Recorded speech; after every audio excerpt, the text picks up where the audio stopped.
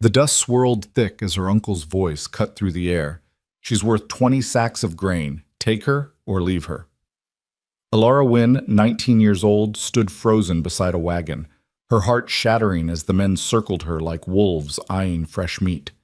Then a stranger rode out of the desert haze, his voice low but sharp as a blade. She's a person, not your bargain. What happened next would change everything. Stay with me until the end, and drop a comment telling me which city you're watching from. Let me see how far this story travels. The morning sun rose angry over Red Mesa, painting the cracked earth in shades of rust and dried blood. It hadn't rained in 4 months. The wells had gone dry 2 months before that. And somewhere between the withering of the last corn stalks and the death of the final milk cow, the people of this forgotten stretch of land had started making decisions that would have horrified them in better times. Alara Wynne stood at the edge of her uncle's property, watching the horizon shimmer with heat waves that made the distant mountains look like they were melting. She was 19 years old, though the weariness in her gray eyes made her seem older. Her dark hair, tied back with a strip of faded cloth, hung limp against her neck. Her dress, once a soft blue, now bleached nearly white by sun and countless washings, hung loose on her thin frame. She had been beautiful once, people said. Before the drought, before the hunger, before her parents died of the fever that swept through Red Mesa like God's own punishment. Now she was just another mouth to feed in a land that had forgotten how to provide. "Alara!" Her uncle's voice cracked through the morning stillness like a whip. Harold Wynne was a big man, though the drought had whittled him down some. His face was weathered leather stretched over sharp bones, and his eyes, small and close-set, held the desperate cunning of a cornered animal. "Get over here, girl. We got company coming." Alara's stomach tightened. Company. In better times, that word might have meant neighbors stopping by for coffee, or perhaps a traveling preacher looking for a meal in a congregation. But these weren't better times. Company now meant traders, drifters, men with hard eyes and harder bargains. She walked toward the farmhouse, her bare feet sending up small puffs of dust with each step. The chickens were all gone, eaten months ago. The pig pen stood empty. Even the dogs had wandered off, searching for something, anything, that might fill their bellies. "What kind of company?" she asked, though something in her gut already knew, something in the way her uncle wouldn't quite meet her eyes. "Business company," Harold said. He spat into the dirt. "Important business. You just stand there and look pretty. Can you manage that much?" Alara's aunt, Martha, appeared in the doorway of the farmhouse. She was a thin woman, all angles and nervous movements, with hands that never stopped wringing against her apron. She looked at Alara with something that might have been pity, might have been guilt, but said nothing. She never said anything anymore. The sound of wagon wheels reached them before the dust cloud did. Alara shaded her eyes against the sun and watched 3 wagons emerge from the heat haze, drawn by mules that looked nearly as starved as the people of Red Mesa. The wagons were loaded with supplies, sacks of grain, barrels of water, crates that might have held anything from salted meat to ammunition. Hope flickered in Alara's chest despite herself. Food. Real food. Maybe her uncle had finally found a way to— "Remember what I told you," Harold muttered, gripping her arm hard enough to leave bruises. "You stand there, you smile, and you keep your mouth shut. This is men's business." The wagons pulled to a stop in front of the farmhouse. 3 men climbed down from the lead wagon, and Alara felt the hope in her chest curdle into something cold and sour. The leader was a man called Silas Garrett. Everyone in Red Mesa knew Silas, though most wished they didn't. He was a trader of sorts, the kind who always seemed to have what people needed, and always demanded more than they could afford to give. He was tall and lean, with a face like a hatchet, and eyes the color of dirty ice. A scar ran from his left eyebrow to his jaw, pulling his mouth into a permanent sneer. "Harold," Silas said, his voice carrying a false warmth that made Alara's skin crawl. "Good to see you're still standing. Heard the drought hit you folks hard." "It hit everyone hard," Harold replied. There was a tremor in his voice that Alara had never heard before. Fear. Her uncle was afraid of this man. That it did. Silas's gaze slid past Harold and landed on Alara. It moved over her slowly, appraisingly, the way a man might examine a horse he was thinking of buying. And this must be the niece I've heard so much about. Alara said nothing. She couldn't have spoken even if she'd wanted to. Her throat had closed up, and her heart was hammering so hard she could feel it in her temples. Alara, Harold said, and his voice cracked on her name. Her name's Alara. Pretty name. Silas stepped closer. He smelled of tobacco and something else. Something sour and wrong. Pretty girl, too. Young, healthy, from the look of her. He reached out and took her chin in his hand, turning her face from side to side like he was inspecting merchandise. Alara jerked away, her fear suddenly giving way to anger. Don't touch me! The words came out before she could stop them, and she saw her uncle's face go pale. But Silas just laughed. It was an ugly sound, like stones scraping together. Got some spirit in her, too. I like that. He turned back to Harold. She'll do. 20 sacks of grain, like we discussed, plus 2 barrels of water and a side of beef. The world seemed to tilt beneath Alara's feet. What? The word came out as barely a whisper. It's a fair price, Harold said, but he was talking to Silas, not to her. He still wouldn't meet her eyes. More than fair, considering the circumstances. Wait. Alara stepped backward, her bare heel catching on a rock. Wait, what are you talking about? Uncle Harold, what is he talking about? Business, Harold said flatly. Just business, girl. Nothing personal. Nothing. Alara's voice broke. She looked at her aunt, still standing in the doorway, still wringing her hands. Aunt Martha, what is this? What's happening? Martha's lips moved, but no sound came out. Tears were streaming down her weathered cheeks, but she made no move to intervene. She just stood there, as helpless and silent as she'd been since the drought began. Your uncle's a practical man, Silas said. He was enjoying this. Alara could see it in the way his scarred face twisted with amusement. He's got no children of his own, no sons to work the land, no daughters to fetch a bride price.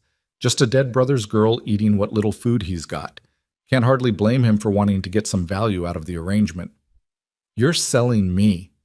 The words tasted like ash in Alara's mouth. You're actually selling me. Like I'm a cow. Like I'm a piece of furniture. Don't be dramatic, Harold snapped. It's not like that. Mr. Garrett here runs a hospitality business up in Copperwell. You'll have a roof over your head, food in your belly, more than you'd get here. Alara knew about Silas Garrett's hospitality business. Everyone knew, even if no one talked about it openly. The saloon in Copperwell, the rooms above it, the girls who worked there, with their painted faces and empty eyes. No. She was backing away now, her heart racing. No, I won't. I won't go with him. You can't make me. I can make you do whatever I damn well please, Harold growled. The fear in his voice had been replaced by something harder, meaner. I fed you for 3 years, clothed you, put a roof over your head when no one else would. You owe me, girl. I don't owe you this. Silas nodded to his men, 2 thick-necked brutes who looked like they'd done this sort of thing before. They started moving toward Alara, and she turned to run. She didn't get far. One of them caught her arm and yanked her back so hard she felt something pop in her shoulder. She screamed, from pain, from fear, from the sheer horror of what was happening. But no one came. The neighboring farms were empty, abandoned. The people of Red Mesa were either dead, gone, or too broken to care. Let her go. The voice came from behind them, quiet, but carrying in the still morning air. Everyone froze. Alara twisted in her captor's grip and saw a man on horseback, silhouetted against the rising sun. He was tall and lean in the saddle, wearing a battered hat that cast his face in shadow. His clothes were trail-worn, leather and denim faded by years of sun and wind, and a pistol hung low on his hip in a holster that had seen plenty of use. This ain't your business, friend, Silas called out. His hand drifted toward his own weapon. Best ride on. The stranger nudged his horse forward, and as he moved out of the sun's glare, Alara got her first real look at him. He was maybe 30, maybe a bit older. It was hard to tell with men who'd spent their lives on the trail. His face was weathered, all hard angles and sun-darkened skin, with a jaw that looked like it had been carved from stone. But it was his eyes that caught her, hawk-sharp and gray as storm clouds, watching everything with a calm that seemed almost unnatural given the circumstances. Heard some talk back in Red Mesa, the stranger said. His voice was low and rough, like gravel rolling in a creek bed. About a girl being traded for grain. Figured I'd see what kind of men make deals like that. The kind who mind their own business, Silas replied. His fingers were wrapped around the grip of his pistol now. Which is more than I can say for you. The stranger's horse came to a stop about 10 feet from the wagons. He sat there for a moment, just looking, at Silas, at Harold, at the two brutes holding Alara between them. His gaze finally settled on her, and something shifted in those gray eyes. Something that might have been anger, or might have been sorrow, or might have been both. Let her go, he said again. Or what? Silas drew his pistol, and his men followed suit. 3 guns, all pointed at the stranger. You're 1 man against 3, friend. Those ain't good odds. Maybe not. The stranger's hand hadn't moved toward his own weapon. He just sat there, calm as still water, like he had all the time in the world. But I've played worse odds, and I'm still here. Big talk. Silas's finger tightened on the trigger. You got a name, stranger, something we can put on your grave marker? Colt Harland. The name meant nothing to Alara, but she saw Silas's face change, just for a moment, a flicker of something that might have been uncertainty, might have been fear. Then it was gone, replaced by that permanent sneer. Harland, Silas repeated. Heard that name before. You're the one who cleaned out the Dawson gang up in Wyoming. That was a long time ago. Not so long that people have forgotten. Silas lowered his pistol slightly, not putting it away but no longer pointing it directly at Colt's chest. What do you want with this girl? She kin of yours? Never seen her before today. Then why do you care what happens to her? Colt's gaze moved back to Alara. She stared at him, the stranger who had appeared out of nowhere, who was facing down 3 armed men for a girl he'd never met. She didn't understand. She couldn't understand. In her experience, people didn't do things like this, not without wanting something in return. Because she's a person, Colt said quietly. Not your bargain. The words hung in the air between them, simple and final. Alara felt tears prick at her eyes. Not from fear this time, but from something else, something she couldn't name. Silas laughed, but there was no amusement in it. That's real noble, real pretty talk. But talk don't fill bellies, Harland. Talk don't buy grain when the wells are dry and the cattle are dead. Her uncle here made a deal, fair and square. I paid good money, good supplies for this girl. She's mine now. How much? The question caught everyone off guard, including Alara. Silas's eyes narrowed. What? How much did you pay for her? The grain, the water, the beef? What's it worth? Give me a number. Understanding dawned on Silas's scarred face, followed by a slow, ugly smile. You want to buy her? That what this is? Some kind of white knight play? I'm asking what you paid. Simple question. Silas glanced at his men, then back at Colt. The wheels were turning behind those dirty ice eyes, calculating angles, weighing risks. $300, he said finally. That's what the supplies were worth. You got $300, Harland? I've got it. Silas's smile widened. Well now, didn't expect that. Most men riding through this country don't have 2 nickels to rub together. He holstered his pistol and held out his hand. Show me. Colt reached into his saddlebag and pulled out a leather pouch. He tossed it to Silas, who caught it and opened it with greedy fingers. The glint of gold coins caught the morning sun. There's 300 there, Colt said. Count it if you want. Silas counted. His smile never wavered, but Alara could see the greed burning in his eyes, warring with something else. Wounded pride, maybe, or the simple meanness that lived in men like him. It's all here, Silas admitted. He pocketed the pouch and waved at his men. Let her go. The brutes released Alara so suddenly that she stumbled and nearly fell. She caught herself on the side of the wagon, her heart still pounding, her mind still reeling from how fast everything was happening. Pleasure doing business with you, Harland, Silas said. There was something in his voice, a threat, a promise, something that said this wasn't over. Maybe I'll see you around. Maybe you will. Silas climbed back onto his wagon, his men following suit. The wheels creaked as they turned, heading back toward the heat haze on the horizon.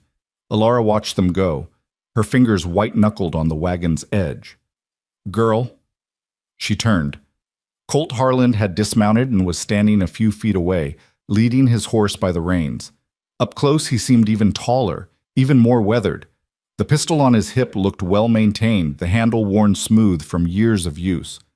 "You all right?" he asked. Alara opened her mouth to answer, but no words came out. She wasn't all right. She wasn't sure she'd ever be all right again.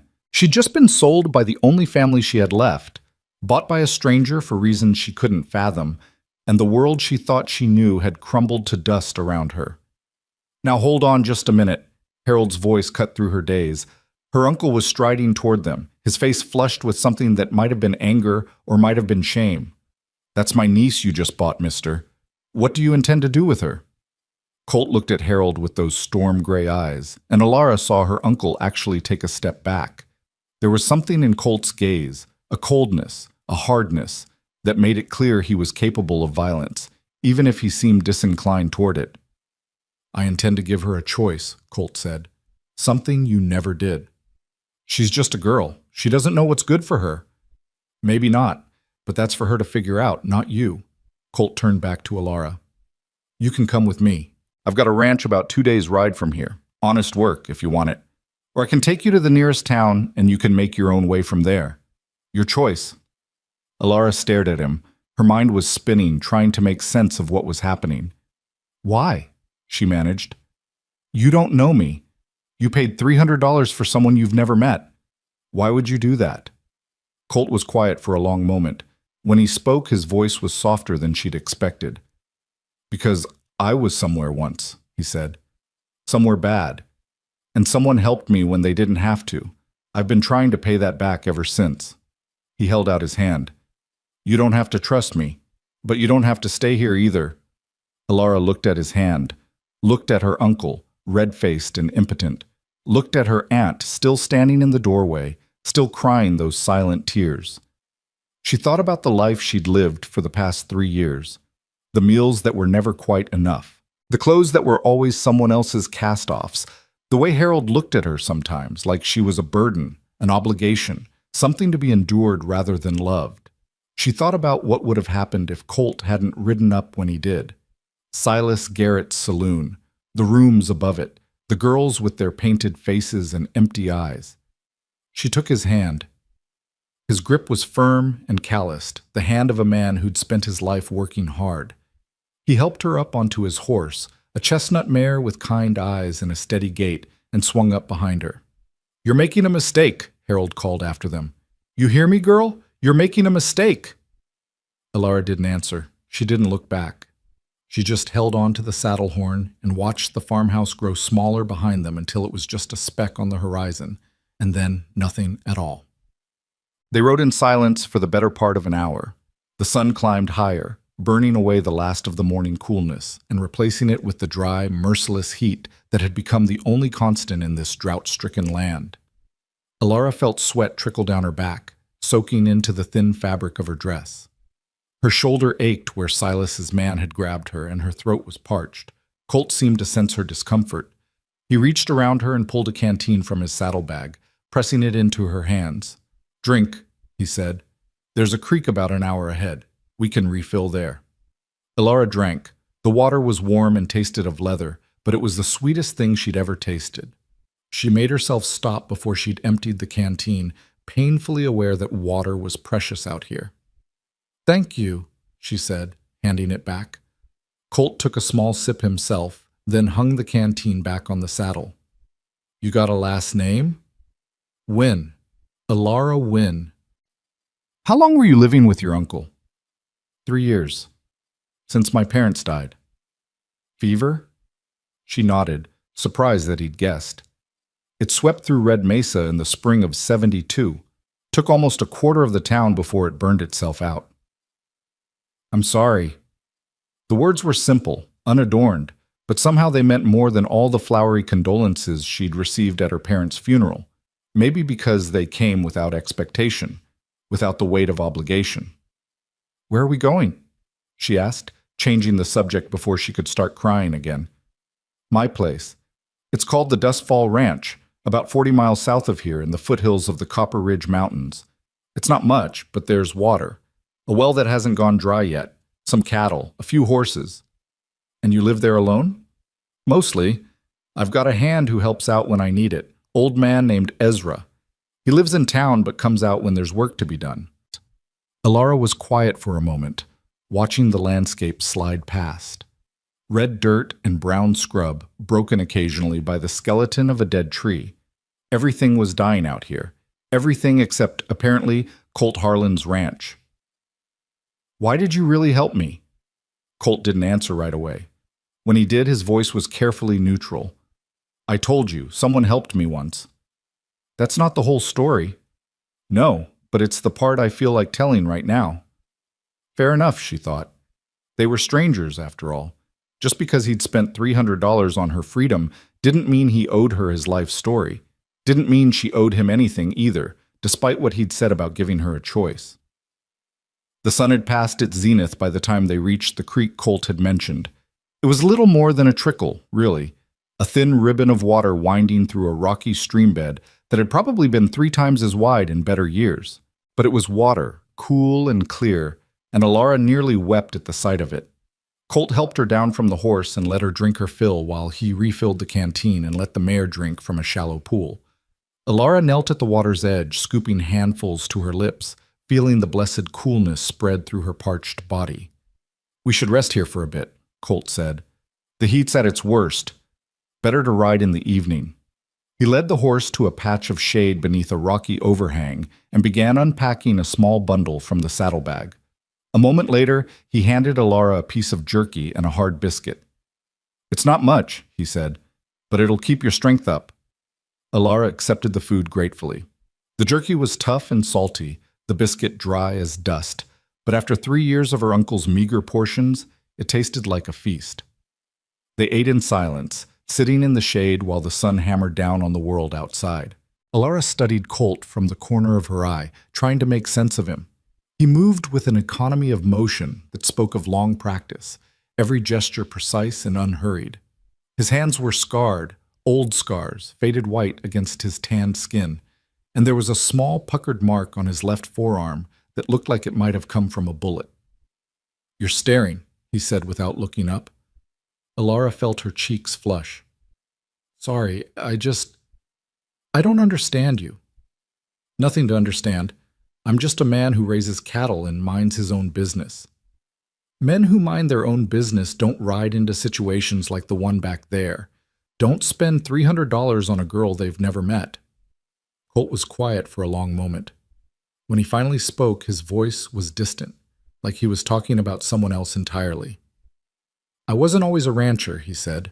"When I was younger, not much older than you, I did things I'm not proud of. Ran with men who did worse. I told myself it was survival, that the world was hard and you had to be harder.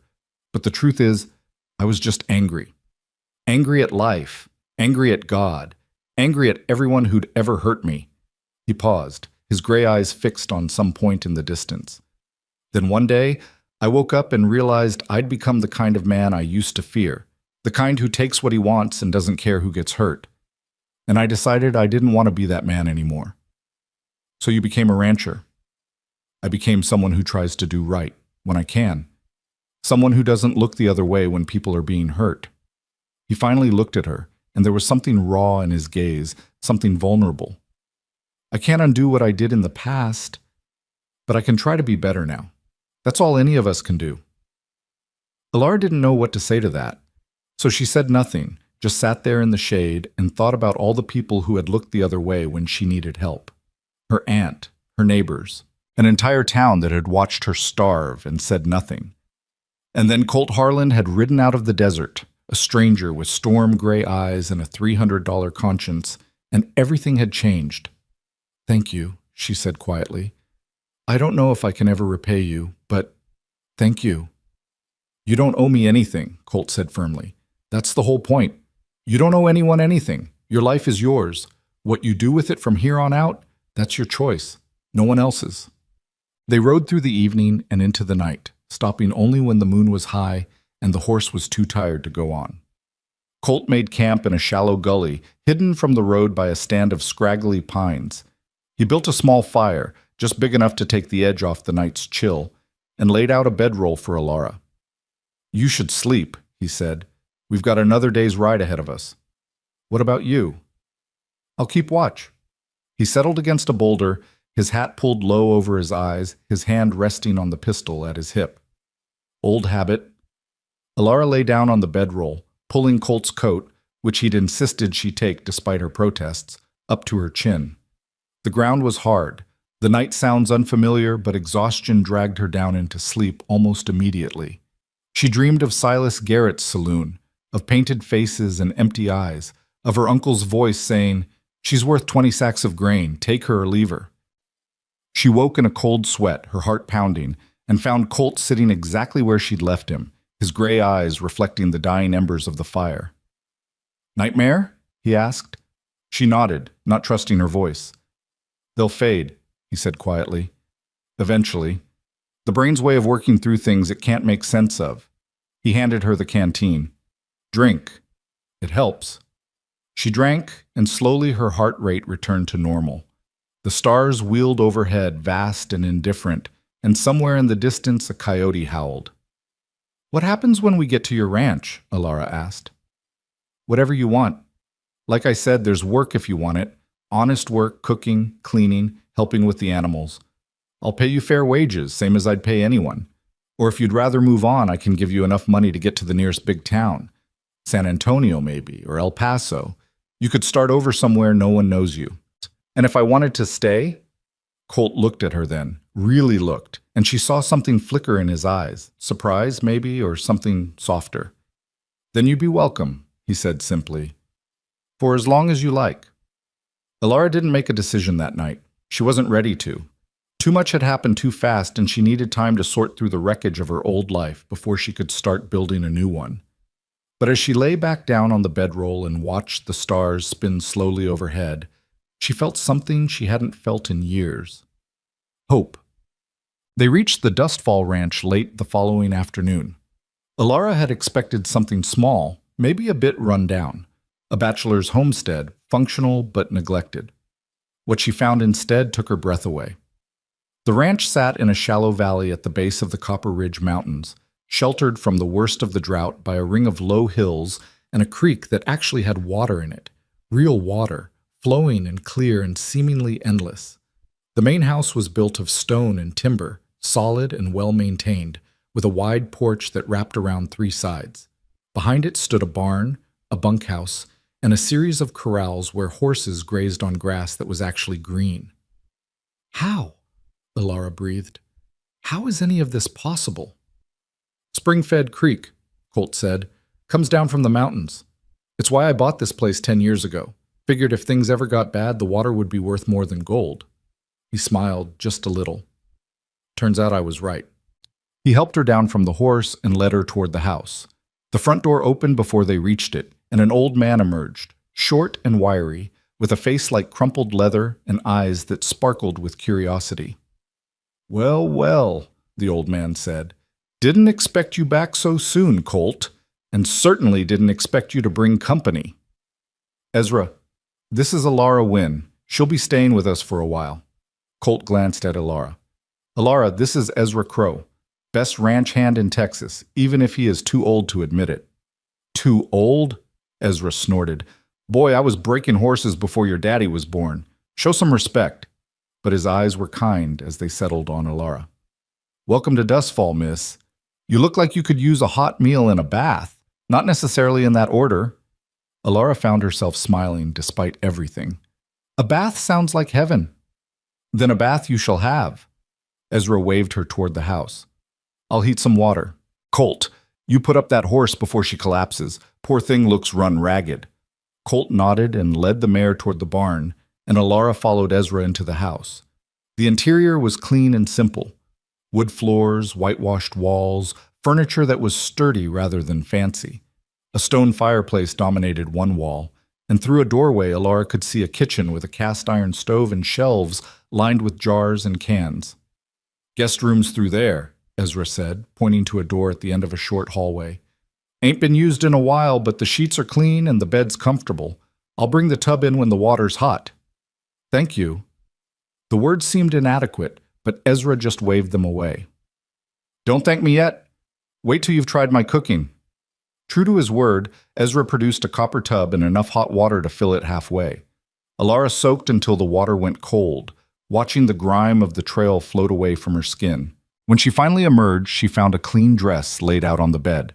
Simple cotton, a soft green that had probably belonged to someone else once. She didn't ask who. Dinner was beef stew and fresh bread, served at a rough-hewn table in the kitchen. Alara ate until she thought she might burst, then ate some more. Colt and Ezra talked about ranch business, a fence that needed mending, a heifer that was due to calf soon, and let her eat in peace. Afterwards, Ezra excused himself to check on the horses, and Alara found herself alone with Colt for the first time since they'd arrived. "I don't know how to do this," she admitted. "Being somewhere new, starting over. I've been surviving for so long I've forgotten how to actually live." Colt nodded slowly. "Takes time. Don't push yourself. Just take it one day at a time. That's all any of us can do." "One day at a time," Alara repeated. It sounded so simple when he said it. "Get some sleep," Colt said, standing. "Tomorrow I'll show you around the ranch. If you're going to stay, you might as well know how the place works." He walked out, leaving Alara alone with the dying fire and her own tangled thoughts. She made her way to the guest room and lay down on the bed. The mattress was soft, the sheets clean, the pillow cool against her cheek. It was the most comfortable bed she'd slept in since before her parents died. But sleep didn't come easily. She stared at the ceiling, listening to the unfamiliar sounds of the ranch, the creak of the house settling, the distant lowing of cattle, the whisper of wind through the trees. And underneath it all, a question she couldn't shake. Why had Colt really saved her? He'd given her an answer, sure. "Someone helped me once, and I've been trying to pay that back ever since." But there was more to it than that. She could feel it, the way you could feel a storm coming before you saw the clouds. What had happened to him all those years ago? What kind of man had he been before he decided to be better? And was it possible, just possible, that his past might catch up with them both? Alara didn't have the answers. Not yet. But as she finally drifted off to sleep, safe for the first time in years, she made herself a promise. She would find out, whatever it took. 3 days passed, and Alara began to settle into the rhythm of life at Dustfall Ranch. She woke with the sun and went to bed when it set. She helped Ezra in the kitchen, learning to cook over a proper stove instead of the smoky fireplace she'd used at her uncle's farm. She helped Colt with the animals, discovering muscles she didn't know she had, and developing calluses on her hands that her aunt would have been horrified by. And slowly, so slowly she almost didn't notice it happening, she began to feel something unfamiliar. Safe. It was a strange sensation, safety. She'd forgotten what it felt like to walk through the world without constantly looking over her shoulder, without that low hum of anxiety that had become so familiar she'd stopped recognizing it. At Dustfall, she could breathe. She could eat until she was full. She could sleep through the night without dreaming of hungry eyes and desperate bargains. She was standing on the corral fence on the 4th morning, watching Colt work with a young gelding, when Ezra came up beside her. "He's good with them," the old man said, nodding toward Colt. "The horses. Always has been. Says they're easier than people." Alara watched as Colt murmured something to the gelding, his hand gentle on its neck. The horse, which had been tossing its head nervously, gradually stilled. "He doesn't talk much about himself," she said. "No, he doesn't." Ezra was quiet for a moment. "But I've known him 10 years now. Watched him build this place from nothing, and I can tell you this, whatever he was before he came here, whatever demons he's running from, he's spent every day since trying to outrun them." "Has he? Outrun them?" Ezra shook his head. "Some things you can't outrun, miss. They're part of you, written in your bones. Best you can do is try to be better than the man you were yesterday, and that's what Colt does, every single day."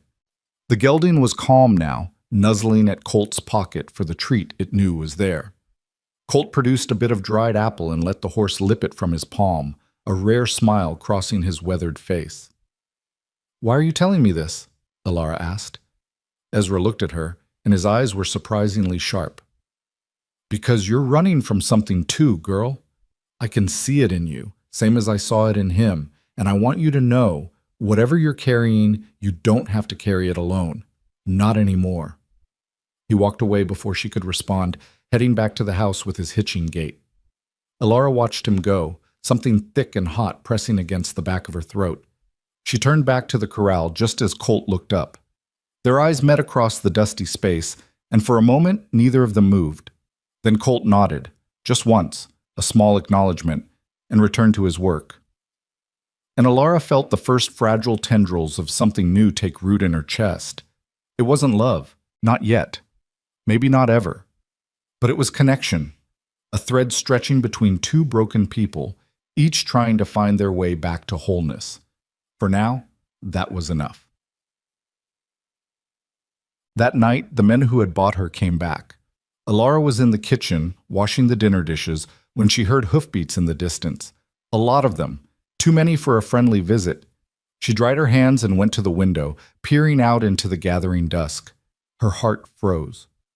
3 wagons, at least a dozen riders, and at the head of them, silhouetted against the dying light, the unmistakable figure of Silas Garrett. "Colt!" She didn't scream it, but her voice carried. Within seconds, he was beside her, his face grim as he looked out at the approaching riders.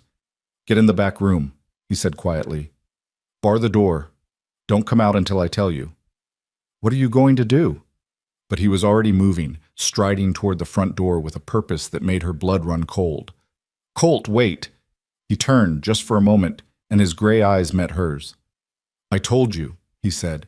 "Some things you can't outrun, but you can face them." He reached out and touched her cheek, just once, briefly, his calloused fingers gentle against her skin. "Whatever happens, this wasn't your fault. Remember that." Then he was gone, stepping out onto the porch to face the men who had come to take her back, and Alara did the only thing she could. She ran to the back room, barred the door, and started looking for a weapon. The back room of the Dustfall Ranch house had once been a storage space, Alara realized as she pressed herself against the rough stone wall.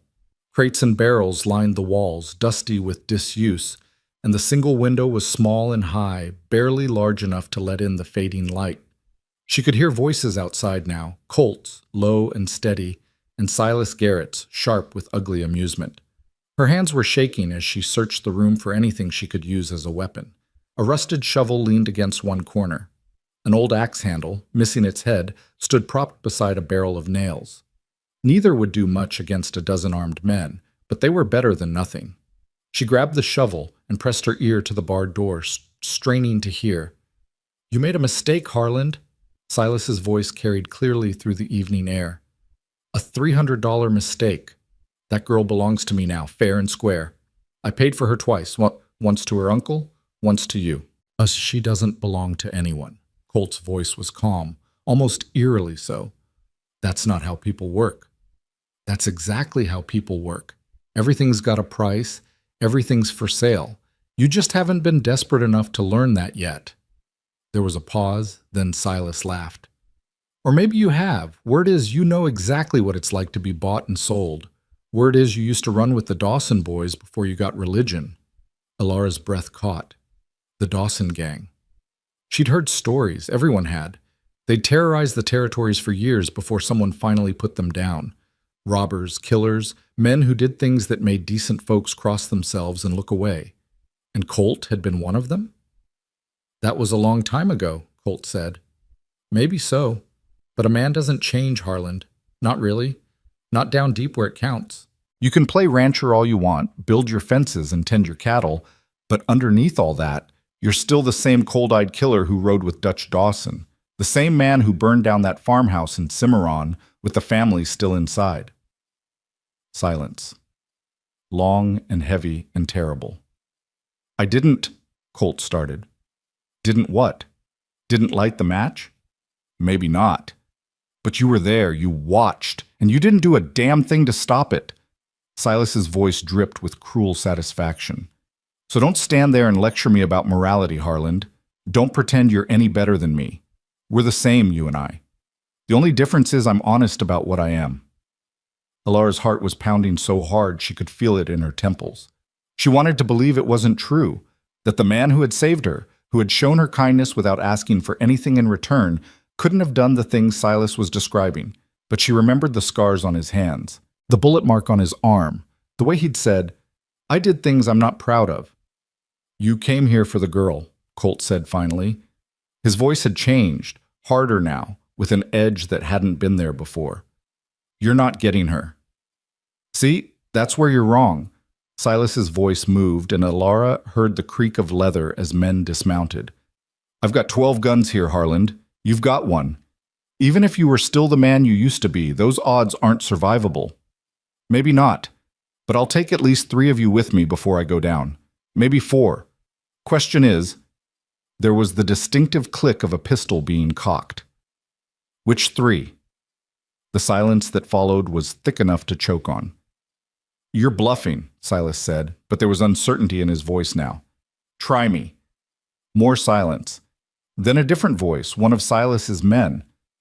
Boss, maybe we should… Shut up. Silas's voice was tight with anger. Nobody asked you. A pause. All right, Harland, you want to do this the hard way? Fine. We'll do it the hard way. Alara heard the shuffle of boots, the jingle of spurs. They were spreading out, she realized, surrounding the house, cutting off any escape. She looked at the small window high on the wall, too small to climb through even if she could reach it. The door was barred, but it wouldn't hold against determined men with axes. She was trapped, and Colt was out there alone. No, not alone. She heard another door open somewhere in the house, and then Ezra's voice, scratchy and defiant. You boys picked the wrong ranch to mess with. Old man, this doesn't concern you. Silas sounded impatient now. Walk away, and we'll let you live. I've been walking away from fights my whole life, got too old to keep doing it. There was the distinctive sound of a shotgun being racked. Besides, I always wanted to see what buckshot does to a man at close range. Despite everything, Alara felt a surge of something like hope. 2 against 12 was still terrible odds, but it was better than 1 against 12. And if she could find a way to help… A gunshot split the air. Alara's heart stopped. She pressed harder against the door, straining to hear, but all she could make out was shouting, cursing, the thunder of running feet. Another shot, then another. Glass shattered somewhere nearby, and she heard Ezra yell something she couldn't make out. She couldn't stay in here. She couldn't just hide while people fought and died for her. Whatever Colt had done in the past, whatever kind of man he'd been, he was trying to protect her now, and she wasn't going to let him do it alone. Alara grabbed the shovel and unbarred the door. The hallway was dark, lit only by the dying light from the windows. She moved toward the front of the house, her bare feet silent on the wooden floor, the shovel clutched in both hands like a club. Through the shattered front window, she could see muzzle flashes in the gathering darkness. Colt, behind the water trough, Ezra on the porch, both of them pinned down by fire from multiple directions. One of Silas's men was creeping along the side of the house, his pistol drawn, clearly planning to flank them. He hadn't seen her yet. Alara didn't think. She just moved. The shovel caught him across the back of the head with a sound like a melon hitting stone. He went down without a sound, his pistol skittering across the dirt. Alara scooped it up, her hands trembling, and pressed herself against the wall. She'd never fired a gun in her life. But there was a first time for everything. Another of Silas's men came around the corner and Alara pulled the trigger. The recoil nearly knocked her off her feet, and she had no idea if she'd hit anything, but the man dove for cover, which was enough. She fired again, and this time she heard him yelp. "There's someone in the house!" He screamed. "The girl's got a gun!" Everything seemed to happen at once. Colt burst from behind the water trough, his pistol blazing. Ezra let loose with both barrels of the shotgun, the sound like thunder rolling across the valley. Men screamed and cursed and returned fire, and the air was thick with gun smoke and the smell of blood. Alara kept firing until the pistol clicked empty, then ducked back inside the house and pressed herself against the wall, her whole body shaking. She could hear Silas shouting orders, could hear the wounded moaning, could hear Colt's voice calling her name. "Alara, stay down!" She didn't stay down. She grabbed the fallen man's gun belt. He was still unconscious, bleeding from the head, and fumbled with the buckle until she got it free. There were bullets in the belt. Her hands were shaking so badly she could barely load the pistol, but she managed, spilling cartridges everywhere in the process. When she looked up, Silas Garrett was standing in the doorway. His face was a mask of rage, his dirty ice eyes burning with a hatred that made her blood run cold. His coat was torn, and there was blood on his sleeve, not his own, probably. and his pistol was pointed directly at her chest. "Stupid girl," he said. "Should have stayed in the back room. Now you get to watch your cowboy die." He turned to aim at Colt, and Alara shot him. The bullet took him in the shoulder, spinning him around, and his pistol went off wild, the shot embedding itself in the ceiling. He staggered, clutching his wound, and Alara was moving before she even realized it. Across the room, through the door, out onto the porch, where Ezra was reloading his shotgun with hands that shook with age but not with fear. "Get back inside!" Ezra shouted. But Alara wasn't listening. She was looking at Colt. He was on his feet, pistol in hand, facing down the 4 men who were still standing. 3 more lay in the dirt, not moving. The rest had scattered, fleeing into the darkness on horses that kicked up clouds of dust as they ran. "It's over, Garrett." Colt's voice was cold, utterly without emotion. "Your men are dead or gone. You're wounded. And in about 30 seconds, you're going to be in a cell in Red Mesa." Silas laughed. It was a wet, ugly sound. "You think this is over? This isn't over, Harland. Not by a long shot. You killed my men. You shot me, and you stole what's mine." His eyes found Alara, and the hatred in them made her take an involuntary step back. "I don't forget. I don't forgive. And I will find you, both of you. No matter where you run, no matter where you hide, I will find you." "Maybe." Colt stepped forward and brought his pistol down across Silas's face. The man crumpled like a puppet with cut strings. "But not tonight." The silence that followed was deafening. Alara stood on the porch, the pistol still clutched in her hands, and watched Colt tie Silas's hands behind his back with a length of rope. The 4 remaining men, the ones who hadn't fled, were disarmed and bound as well, their faces pale with fear and shock. "You all right?" Colt asked without looking up. Alara realized she was crying. She didn't know when she'd started. "I shot him," she said. Her voice sounded strange to her own ears, high and thin like a child's. "I shot a man. You saved my life." Colt finished the last knot and finally looked at her. His face was streaked with dirt and gun smoke, and there was blood on his sleeve. His own, she realized, from a graze on his arm. But his eyes were gentle as they met hers. "You did what you had to do. That's nothing to be ashamed of." "Is he dead?" "No, just wounded." He walked toward her, his boots crunching on the broken glass that littered the porch. "He'll live to stand trial, him and all his men." "And then what?" Colt stopped in front of her, close enough that she could feel the heat radiating from his body, smell the gunpowder and sweat, and something else. Something that was just him. He reached out and gently took the pistol from her hands. She hadn't realized how tightly she'd been gripping it until the blood rushed back into her fingers. "Then he goes to prison," Colt said. "And you go wherever you want, free and clear." Alara looked at him. This man who had appeared out of the desert haze and changed everything. This man with the haunted eyes and the blood-stained past, who had stood against 12 armed men to protect someone he barely knew. "What if I want to stay?" she asked. Colt's expression didn't change, but something shifted in his eyes, a flicker of surprise, maybe, or hope. "Then you stay. Like I said before, your choice, no one else's." Ezra appeared in the doorway, shotgun still in hand, and surveyed the carnage with a low whistle. "Well," he said, "that's going to be a hell of a story for the sheriff." The tension broke. Alara found herself laughing, a strange, half-hysterical sound that was closer to sobbing than actual mirth, and Colt's lips twitched in what might have been a smile. "Get some rope," he told Ezra. "We're going to need more, a lot more." The old man nodded and disappeared into the house, leaving Alara and Colt alone on the ruined porch. "Thank you," she said, "for everything." Colt shook his head. "Don't thank me. You saved yourself tonight. You found a weapon, you fought back, you didn't give up. That's not something I did for you. That's something you did for yourself." She wanted to argue, but she realized he was right. For the first time in her life, she had fought for herself. She had refused to be a victim, refused to be traded and sold and used. She had taken control of her own fate, even if it was just for a moment, even if she was terrified the whole time. And it felt good. It felt like the first step toward becoming someone new. The night deepened around them, and the stars emerged one by one, distant and cold, but somehow comforting in their constancy. Somewhere in the darkness, a coyote howled. The sound echoed off the mountains and faded into silence, leaving nothing but the whisper of the wind through the pines. The sheriff arrived at dawn.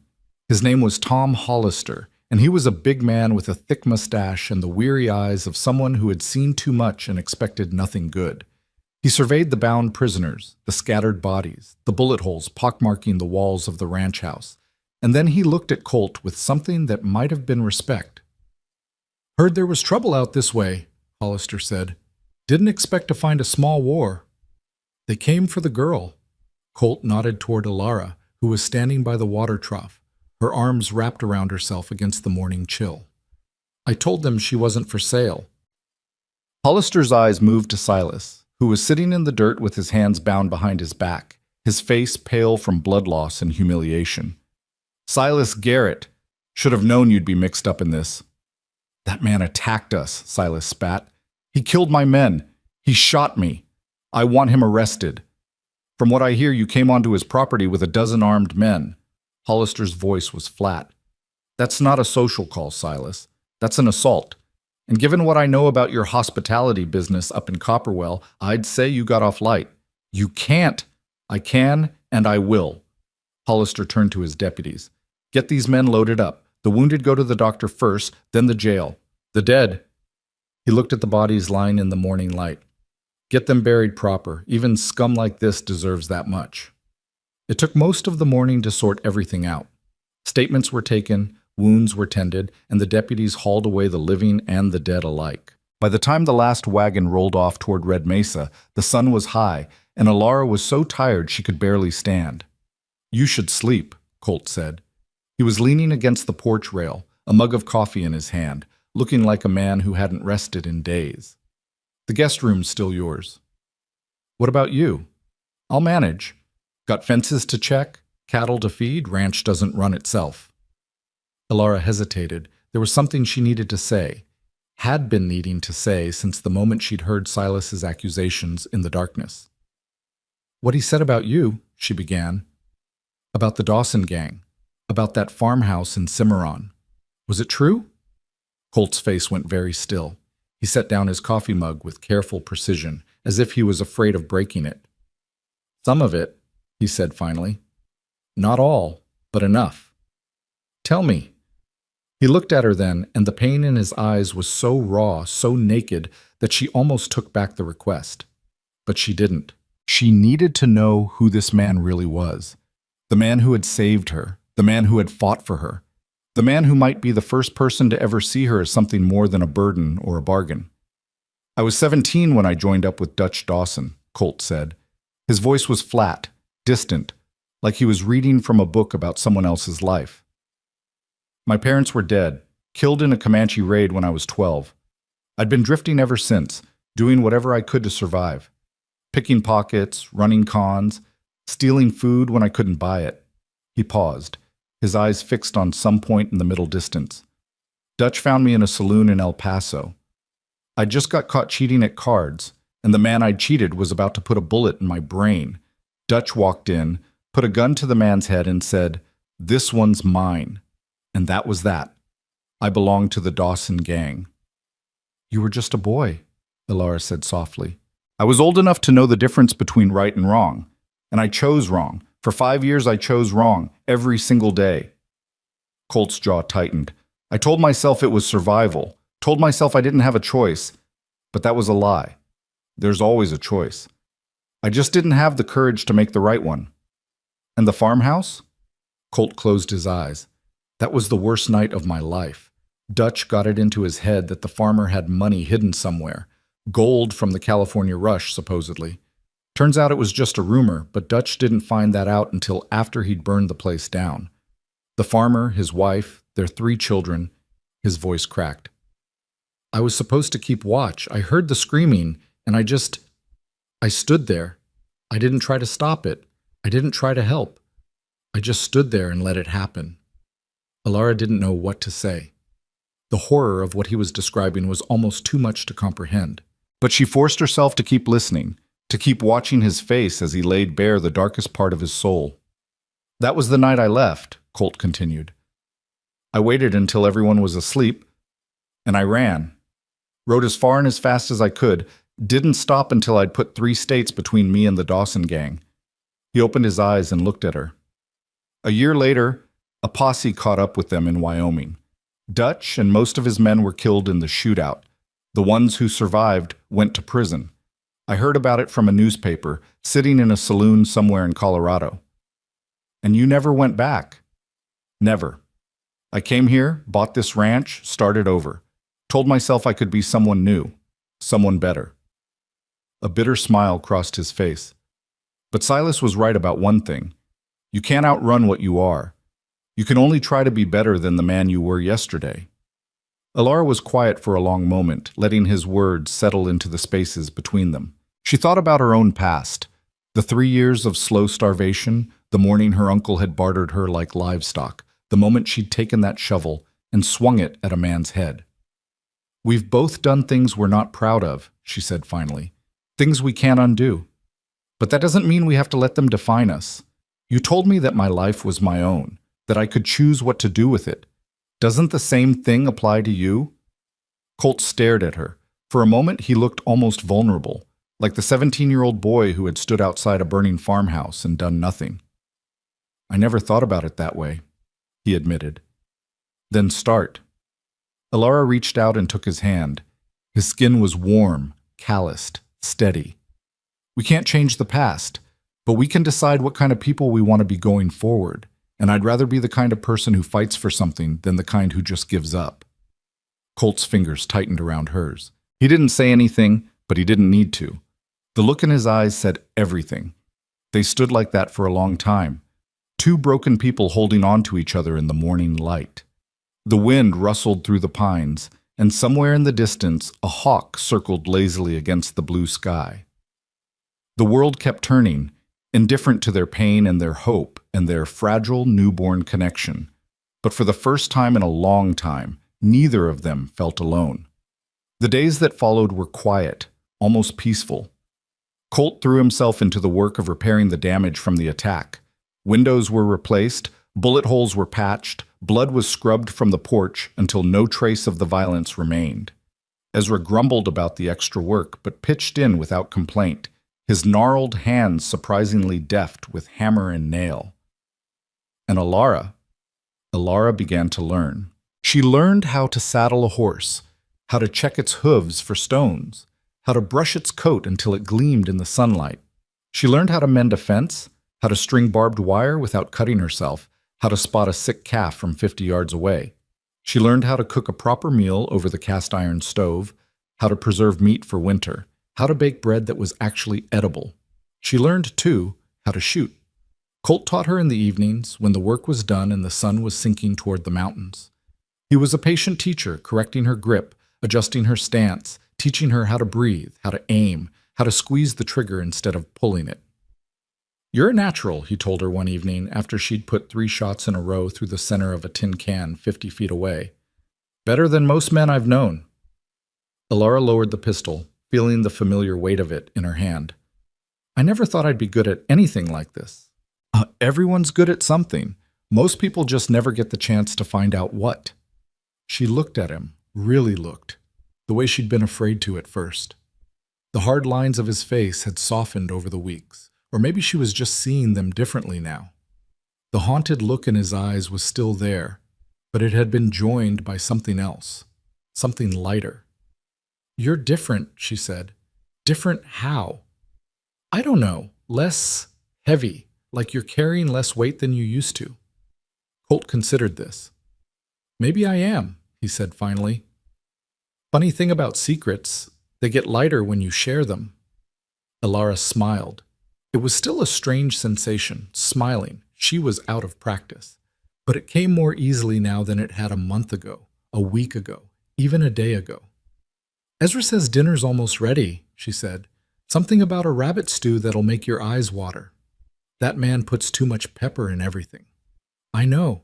I've been trying to tell him, but he won't listen.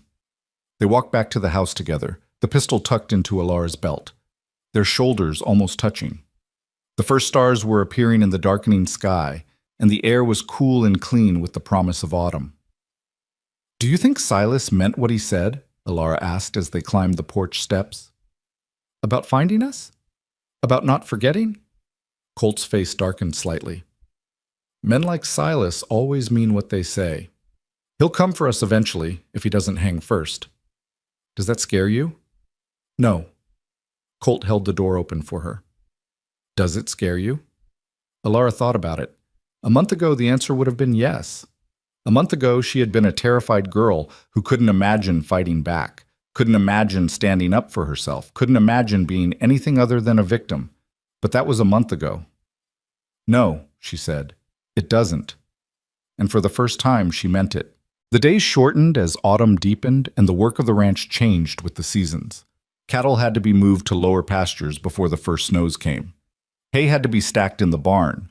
Firewood had to be split and piled high against the walls of the house. Alara worked alongside Colt and Ezra, her body growing stronger, her hands growing rougher, her spirit growing more resilient with each passing day. She stopped having nightmares about Silas Garrett and his saloon. She stopped flinching at sudden noises. She stopped waiting for the other shoe to drop. One evening, as she was helping Ezra prepare dinner, the old man cleared his throat in a way that meant he had something to say. You're good for him, you know. Alara looked up from the potatoes she was peeling. What? Colt, you're good for him. Ezra's weathered face was thoughtful. I've known that man 10 years, like I said. Never seen him smile as much as he has these past few weeks. Never seen him talk as much either. Usually have to pry words out of him with a crowbar. Alara felt heat rise to her cheeks. We're not. Didn't say you were, Ezra chuckled. Just saying what I see. And what I see is two people who've been through hell and are helping each other find their way out. He shrugged. Nothing wrong with that. Nothing wrong at all. Alara didn't know what to say, so she said nothing. She just went back to peeling potatoes, trying to ignore the warmth spreading through her chest. That night, after dinner, Colt asked her to walk with him. The moon was full, painting the landscape in shades of silver and shadow. They walked along the creek, listening to the water burble over the stones, feeling the cool breeze that carried the first hints of winter. I've been thinking, Colt said. About what? About the future. About what happens when spring comes and the roads open up again. Alara's heart tightened. She'd been avoiding thinking about the future, about what came next, about whether her time at the ranch was temporary or permanent. And? She prompted. Colt stopped walking. He turned to face her, and in the moonlight, his gray eyes looked almost silver. I want you to stay, he said. Not because I need help with the ranch, not because I feel responsible for you, but because... He paused, searching for the right words. Because having you here makes this place feel like home for the first time since I bought it. Alara stared at him.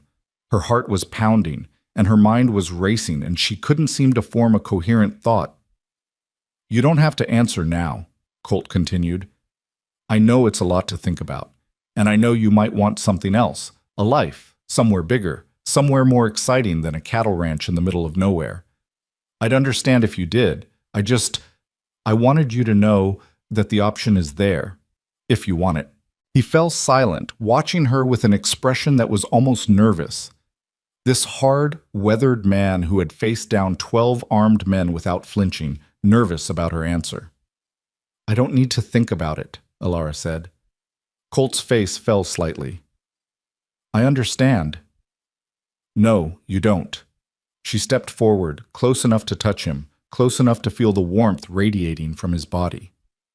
I don't need to think about it because I already know my answer. I want to stay, not because I have nowhere else to go, not because I feel grateful to you, but because... She took a breath. Because you're the first person who ever saw me, really saw me, not as a burden or a bargain or a piece of property, as a person. And I want to stay with someone who sees me like that. Colt's expression changed. The nervousness faded, replaced by something softer, something warmer, something that made Alara's breath catch in her throat. Then stay, he said. She reached up and touched his face, the rough stubble on his jaw, the weathered lines around his eyes, the small scar above his eyebrow that she'd never asked about. He was imperfect, broken, haunted by a past that would never fully release him, just like her. I will, she said. And there, by the creek under the silver moon, with the mountains rising dark and silent around them, they stood together, two people who had found each other in the desert, who had fought side by side, who had shared their darkest secrets and their fragile hopes. They didn't kiss. It wasn't time for that yet. Maybe wouldn't be for a while. What they had was too new, too fragile, too precious to rush. But they stood close, her hand on his face, his hand covering hers, and let the moment stretch into something that felt like forever. Eventually they walked back to the ranch house side by side, and for the first time since her parents died, Alara Wynn felt like she was exactly where she belonged. Word came from Red Mesa 3 weeks later that Silas Garrett had escaped. Ezra brought the news back from his weekly trip to town, his face grim as he relayed what the shopkeeper had told him. The prisoner transferred to the territorial prison had been ambushed. 2 deputies were dead. Silas and his men had vanished into the hills. Sheriff Hollister's organizing a posse, Ezra said, but they've got a 3-day head start. Could be anywhere by now. Colt absorbed the news in silence, his face unreadable. Alara watched him, waiting for the fear to come, but it didn't. Not the way it would have a month ago. He'll come for us, she said. It wasn't a question. Probably. Colt's voice was calm, matter-of-fact. Not right away. He'll need time to lick his wounds, gather more men, plan his revenge. But eventually, yes, he'll come. Then we'll be ready. Colt looked at her, and something flickered in his eyes, pride maybe, or admiration. You've changed, he said. I know. Alara met his gaze steadily.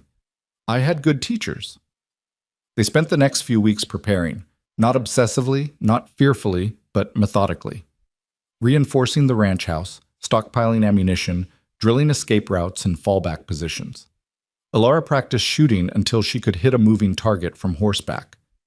Ezra oiled his shotgun and placed it within easy reach of every room in the house. And through it all, life went on. Cattle were tended, fences were mended, meals were cooked and eaten, evenings were spent by the fire, sometimes in comfortable silence, sometimes in quiet conversation about everything and nothing. Alara learned more about Colt, about his childhood before the Comanche raid, about his parents who had loved him, about the boy he'd been before the world taught him to be hard. And she shared more of herself in return, about her parents, about her aunt and uncle, about the slow erosion of hope that had marked her years in Red Mesa. They were building something, she realized, not just a partnership or a friendship, but a life, a shared history, a future that belonged to both of them, and she wasn't going to let Silas Garrett take it away.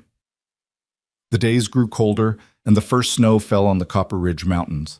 Alara stood on the porch of the ranch house, wrapped in a blanket, watching the white flakes drift down from a gray sky. The world was silent, muffled, transformed into something clean and new. Colt came to stand beside her, 2 steaming mugs of coffee in his hands. He gave one to her, and she wrapped her cold fingers around it gratefully. Beautiful, isn't it? She said. Always loved the first snow. He took a sip of his coffee. Everything looks different, like God hit a reset button. Alara smiled. Never took you for a poet. I'm full of surprises. They stood in comfortable silence, watching the snow fall. Somewhere in the barn, a horse whickered. Smoke curled from this chimney and vanished into the gray sky. Whatever happens, Colt said quietly, I want you to know. I'm glad you're here. I'm glad I rode up when I did. I'm glad I stopped that deal. Alara looked at him. His profile was sharp against the falling snow, his gray eyes distant but peaceful. I'm glad too, she said. He turned to face her, and for a moment neither of them moved. The snow fell around them, soft and silent, and the world seemed to hold its breath. Then Colt smiled, a real smile, one that reached his eyes and transformed his weathered face into something almost young. Come on, he said. Ezra's making breakfast, and if we don't get in there soon, he'll put too much pepper in the eggs again. Alara laughed and followed him inside, leaving the snow to fall on an empty porch. Behind them, the mountains stood sentinel, white-capped and eternal. And somewhere out in the hills, a man with dirty ice eyes was watching, waiting, planning his revenge. But that was a problem for another day. Today, there was warmth and laughter and the smell of coffee. Today, there was hope. And for Alara Wynne, the girl who had been traded for food, the woman who had learned to fight, that was enough. The winter that year was the harshest anyone could remember. Snow piled high against the walls of the ranch house, and the wind howled down from the mountains with a fury that made even the hardiest cattle huddle together for warmth. But inside the Dustfall Ranch, there was light and heat and the smell of wood smoke, and Alara found herself settling into a rhythm that felt almost like peace. She woke each morning before dawn, when the world was still dark and silent, and helped Ezra prepare breakfast while Colt checked on the animals. They ate together at the rough-hewn table in the kitchen, trading small talk about the weather and the livestock and the 100 small tasks that needed doing. Then they went their separate ways, Colt to the barn or the pastures, Ezra to his endless list of repairs, Alara to whatever work needed an extra pair of hands. The days were long and the work was hard, but there was satisfaction in it. Satisfaction in seeing a fence mended, a horse groomed, a meal prepared. Satisfaction in falling into bed each night with aching muscles and a clear conscience. Satisfaction in knowing that she was earning her place, not being given it as charity or taking it as payment. And there was something else, too. Something that had been growing between her and Colt since that night by the creek, when they had stood together under the silver moon and she had told him she would stay. They hadn't spoken of it directly. Neither of them was ready for that. Too much history, too much pain, too many walls built up over years of survival. But it was there in the way their eyes met across the dinner table, in the way Colt's hand lingered on hers when he passed her a tool, in the way she found herself looking for him whenever he was out of sight, and the relief she felt when he returned. It was there in the way they talked, too. Long conversations by the fire in the evenings, when Ezra had retired to his room and the house was quiet, except for the crackle of flames and the distant howl of the wind. They talked about everything, their pasts, their fears, their hopes for the future. They talked about the people they had been and the people they wanted to become. They talked about the world and its cruelties, and the small kindnesses that made those cruelties bearable. And sometimes, when the fire had burned low and the hour was late, they didn't talk at all. They just sat together in comfortable silence, watching the embers glow, drawing strength from each other's presence. It was during one of those quiet evenings, 3 weeks into the new year, that Colt told her about the woman he had loved. Her name was Sarah, he said. Sarah Mitchell. She had been a schoolteacher in a small town in Colorado, and Colt had met her 2 years after leaving the Dawson gang. He had been trying to start over, trying to be someone new, and Sarah had been the first person who made him believe it was possible. She knew what I was, Colt said, his voice distant. I told her everything, the gang, the robberies, the farmhouse in Cimarron. I thought she'd run. I thought she'd look at me like I was a monster, but she didn't. She looked at me like I was a man who'd made mistakes and was trying to make amends, and she said— He paused, his jaw tightening. She said, everyone deserves a second chance. Alara didn't say anything. She could hear the pain in his voice, could see it in the way his hands gripped the arms of his chair. We were going to get married, Colt continued. Had it all planned out. A little house on the edge of town, a garden, maybe some children someday. I thought— He broke off, shaking his head. I thought I could have a normal life. A good life. I thought I'd finally outrun my past. What happened? Colt was silent for a long moment. When he spoke again, his voice was barely above a whisper. Dutch Dawson happened. He wasn't dead. The reports had been wrong. He'd survived the shootout in Wyoming, gone into hiding, spent years putting together a new gang. And when he found out I was still alive, still walking around free while he'd lost everything, Colt's hands clenched into fists. He came for me. But I wasn't there. I was out of town, picking up supplies. So he took Sarah instead. Alara's heart clenched. She wanted to reach out, to touch him, to offer some comfort, but she sensed he needed to finish this, needed to say the words out loud, maybe for the first time. They found her body 3 days later, Colt said. Dutch left a note pinned to her dress. It said, "Now we're even." He closed his eyes. She died because of me, because of what I'd done, because I'd been stupid enough to think I could escape what I was. That wasn't your fault? Alara said softly. Yes, it was. Colt's eyes opened, and they were bright with unshed tears. I should have known he was still out there.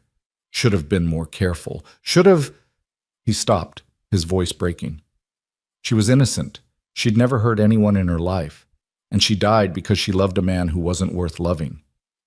Alara moved then. She got up from her chair and crossed the space between them, kneeling in front of him and taking his hands in hers. They were trembling, those strong, calloused hands, trembling like leaves in a storm. "Look at me," she said. He did, and the pain in his eyes was almost unbearable. "Sarah loved you," Alara said firmly.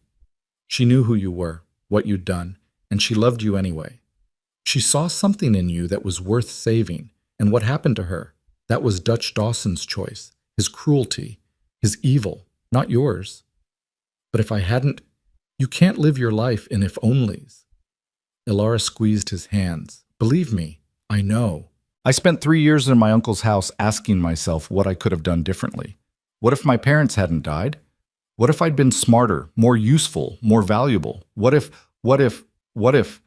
She shook her head. "It doesn't change anything. It just keeps you trapped in the past." Colt stared at her, his eyes searching her face. "Sarah would want you to live," Alara continued, "to be happy, to build the kind of life you'd planned together, even if it's with someone else. That's what people who love us want, for us to keep going, keep hoping, keep trying to be better." She paused. "That's what you've been doing, isn't it? All these years? Trying to honor her memory by being the man she believed you could be?" Colt was quiet for a long time. The fire crackled, sending sparks spiraling up into the darkness of the chimney. Outside, the wind moaned, and somewhere in the distance, a wolf howled. "I never thought about it that way," he said finally. "Then start." Laura smiled, echoing the words he'd said to her weeks ago. "We can't change the past, but we can decide what kind of people we want to be going forward." For the first time since he'd started telling his story, a hint of a smile touched Colt's lips. "Using my own words against me?" They were good words. He laughed, a short, surprised sound that seemed to catch him off guard. Then he reached out and touched her face, his calloused fingers gentle against her cheek. "You're remarkable," he said. "You know that?" Alara felt heat rise to her face. "I'm just someone who's been through hard times, same as you." "No." Colt shook his head. "Not same as me. You're stronger than I was at your age, braver, more willing to hope." His thumb traced the line of her cheekbone. "I spent years running from my past. You faced yours head on, grabbed a shovel, and fought back. There's a difference. I had help. So did I. The difference is, I didn't always take it." He dropped his hand, but his eyes stayed on her face. "You're going to be all right, Alara Wynne. Whatever happens, you're going to be more than all right."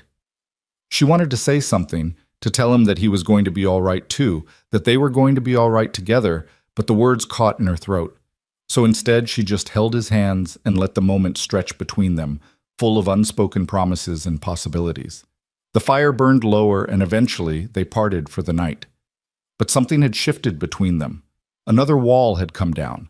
Another layer of armor had been shed. They were both still broken, still healing, still learning how to trust. But they were learning together, and that made all the difference. February brought a brief thaw, and with it, news from town. Ezra returned from his supply run with a grim expression and a newspaper tucked under his arm. He spread it out on the kitchen table without a word, letting Colt and Alara see the headline for themselves. "Escaped prisoner Silas Garrett wanted for triple murder." The article described how Garrett and his men had attacked a homestead 50 miles north of Red Mesa. A family of 5 had lived there, a farmer, his wife, and their 3 children. All of them were dead now, burned to death when Garrett's gang set fire to the house. Alara felt the blood drain from her face. 3 children. A family. Gone. Because of a man who had once tried to buy her like livestock. "He's working his way south," Colt said. His voice was flat, controlled, but Alara could see the tension in his jaw, the white-knuckled grip of his fingers on the edge of the table. "Gathering men.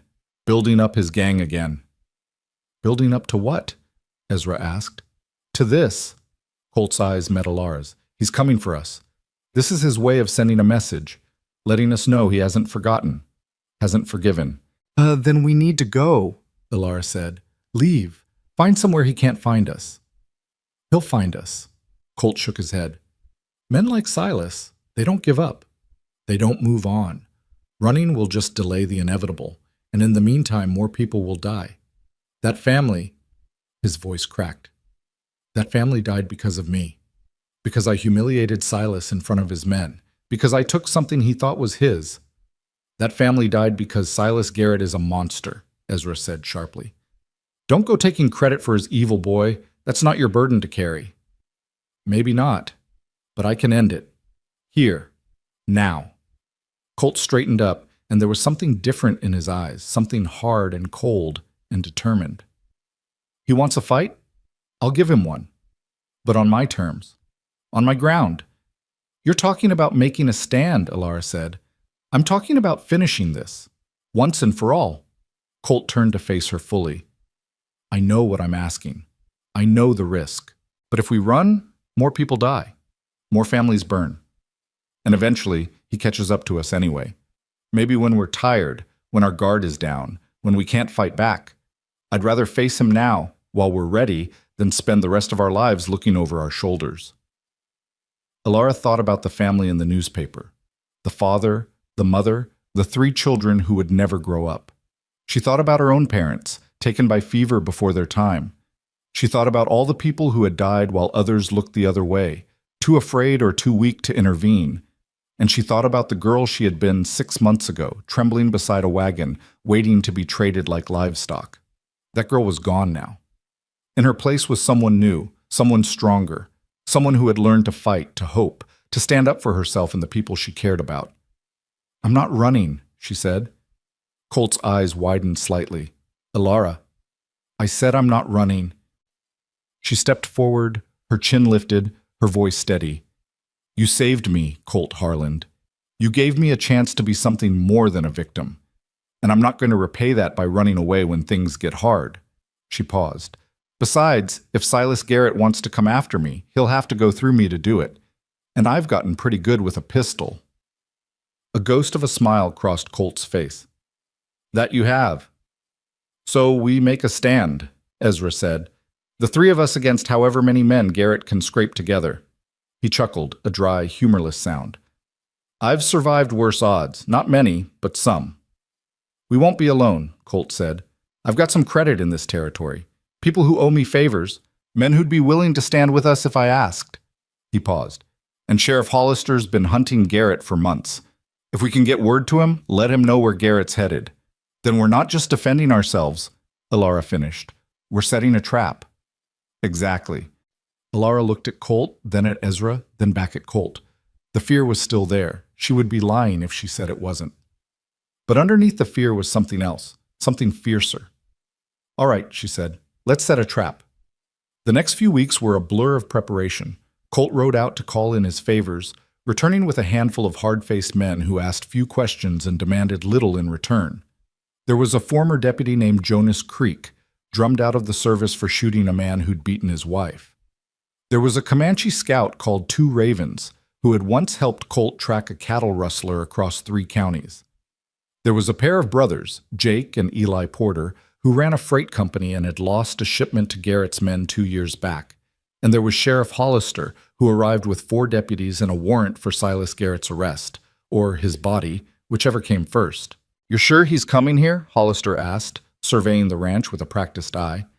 He's coming, Colt said. The attacks are getting closer, bolder. He's testing us, seeing how we react. Pretty soon he'll make his move. And you think you can hold this place against him? Colt looked around at the men gathered in the yard, 10 in all, counting himself and Ezra.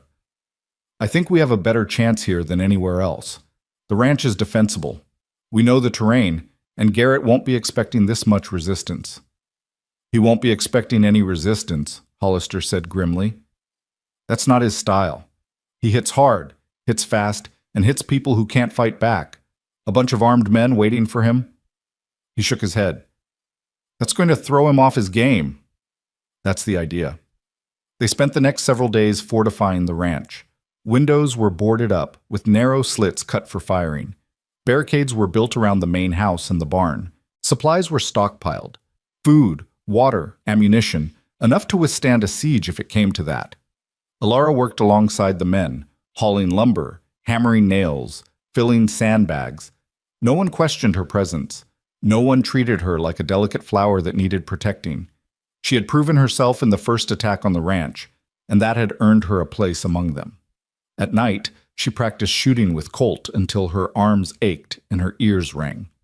She learned how to reload quickly, how to take cover, how to move from position to position without exposing herself to fire. She learned how to clean and maintain her weapons, how to spot an ambush, how to signal silently with hand gestures. "You're pushing yourself too hard," Colt said one evening as she sat on the porch cleaning her pistol with hands that trembled from exhaustion. "I need to be ready." "You are ready. You've been ready for weeks." He sat down beside her, close enough that their shoulders almost touched. "What you need now is rest. A tired shooter is a dead shooter." Alara knew he was right, but the fear wouldn't let her stop. Every time she closed her eyes, she saw Silas Garrett's face, that dirty ice gaze, that scarred sneer, that voice saying, "I don't forget, I don't forgive." She saw the newspaper headline, the burned farmhouse, the 3 children who would never grow up. "What if it's not enough?" she asked quietly. "What if we do everything right and he still wins?" Colt was silent for a moment. Then he reached over and took her hand, his calloused fingers warm against her cold skin. "Then we go down fighting," he said, "together, and we make sure he pays for every inch he takes." He paused. "But I don't think it's going to come to that. I've survived worse odds than this, and I've got something to fight for now that I didn't have before." "What's that?" He looked at her, and in the fading light his gray eyes were soft. "You," he said simply. Alara's breath caught. She had known, of course she had known, that there was something between them, something that had been building since the moment he rode out of the desert and stopped her uncle's trade. But hearing him say it, hearing him put it into words, "Colt, you don't have to say anything." He squeezed her hand gently. "I know it's not the right time. I know there are 100 reasons why this is complicated, but I wanted you to know, whatever happens, I wanted you to know that you matter to me. More than this ranch, more than my past, more than anything." Alara felt tears prick at her eyes. She blinked them back, determined not to cry. "You matter to me too," she said, "more than I ever thought anyone could." They sat there in the gathering darkness, hand in hand, watching the last light fade from the sky. The stars emerged one by one, cold and distant and eternal. Somewhere in the barn, a horse whickered. The wind rustled through the pines, carrying the scent of snow. It wasn't the right time for declarations of love. It wasn't the right time for promises of forever. But in that moment, with their hands intertwined and their hearts open, they had something that was almost as good. They had hope. And sometimes, hope was enough. The attack came 3 days later. It started just before dawn when the world was gray and hushed, and the men on watch were fighting to keep their eyes open. Alara was asleep in the main house, curled up on a cot in what had once been the guest room, when the first gunshot shattered the silence. She was on her feet before she was fully awake, her pistol in her hand, her heart pounding against her ribs. More shots followed, a rapid staccato that seemed to come from everywhere at once. Men were shouting, horses were screaming, and underneath it all was the thunder of hoofbeats. She ran to the window and peered through the narrow slit they had cut in the boards. What she saw made her blood run cold. Riders, dozens of them, pouring down from the hills like a flood, their guns blazing, their faces twisted with bloodlust. At their head, unmistakable even in the dim light, was Silas Garrett. He had gathered more men than they had anticipated, far more. The trap they had set, the trap that was supposed to catch him off guard, had been turned against them. "Hold the line!" Colt's voice rang out above the chaos. "Don't let them reach the house!" Alara ran to the front room where Ezra was already positioned at a window, his shotgun at the ready. His face was grim, his eyes hard, but his hands were steady on the weapon. "Stay low," he said as she took up her position at the next window. "Pick your shots. Make them count." She nodded, not trusting her voice, and raised her pistol. The first wave of riders hit the outer barricades and broke against them like water against stone. Jonas Creek was there with two of Hollister's deputies, laying down a withering fire that dropped 3 men in as many seconds. But more kept coming, an endless stream of them, and for every one that fell, 2 more seemed to take his place. Alara fired, missed, fired again. This time a rider jerked in his saddle and slumped over his horse's neck. She didn't let herself think about what she had done. There was no time for that, no room for hesitation or doubt. She just kept firing, reloading, firing again. The battle raged for what felt like hours, but was probably only minutes. The air was thick with gun smoke and the smell of blood. Men fell on both sides, their screams lost in the cacophony of gunfire and shouting. Through it all, Alara kept her eyes on the window, kept her finger on the trigger, kept fighting with everything she had. Then she saw him. Silas Garrett had dismounted and was making his way toward the house on foot, using his fallen men as cover. His dirty ice eyes were fixed on the front door, and there was a look on his face that made Alara's stomach turn, a look of absolute murderous determination. "He's coming!" she shouted. Colt appeared beside her, his face streaked with sweat and gunpowder. "I see him!" He checked his pistol, then looked at her. "Whatever happens, I know." She grabbed his hand, squeezed it once, hard. "Now go stop him." Colt nodded and was gone, slipping out the side door with the practiced silence of a man who had spent years moving through shadows. Alara watched him go, her heart in her throat, then turned back to the window. The attackers were faltering. The barricades had held, and the defenders were taking a heavy toll. Bodies littered the yard, and the surviving riders were pulling back, regrouping for another assault. But Silas Garrett wasn't retreating. He was still coming, advancing toward the house with a relentless, inexorable purpose. Alara saw Colt emerge from behind the barn, moving to intercept him. The 2 men spotted each other at the same moment, and everything seemed to freeze. The battle, the shouting, the gunfire, all of it fading away until there was nothing but 2 figures facing each other across a blood-soaked yard. "Harland!" Silas's voice was raw with hatred. "You should have stayed out of this. You should have let me take what was mine." "She was never yours." Colt's voice was calm, almost conversational. "She was never anyone's. That's what you never understood. And that's what's going to get you killed." Silas raised his pistol. Colt was faster. The shot cracked across the yard, and Silas Garrett staggered. His hand went to his chest, where a dark stain was spreading across his shirt. He looked down at it with an expression of almost comical surprise, then looked back up at Colt. "You—" he started. Colt fired again, and again, and again. Silas Garrett crumpled to the ground and didn't move. For a moment, no one moved. The remaining attackers stared at their fallen leader, shock and disbelief written across their faces. Then, one by one, they began to throw down their weapons. "It's over," Sheriff Hollister's voice boomed across the yard. "Drop your guns or join him." They dropped. Alara stood at the window, her pistol still raised, watching as the battle dissolved into surrender. Her hands were shaking, and her legs felt like they were made of water. She had killed today. She had watched men die. She had come within inches of dying herself. But she was alive. Colt was alive. And Silas Garrett was dead. She didn't realize she was crying until Ezra put a hand on her shoulder.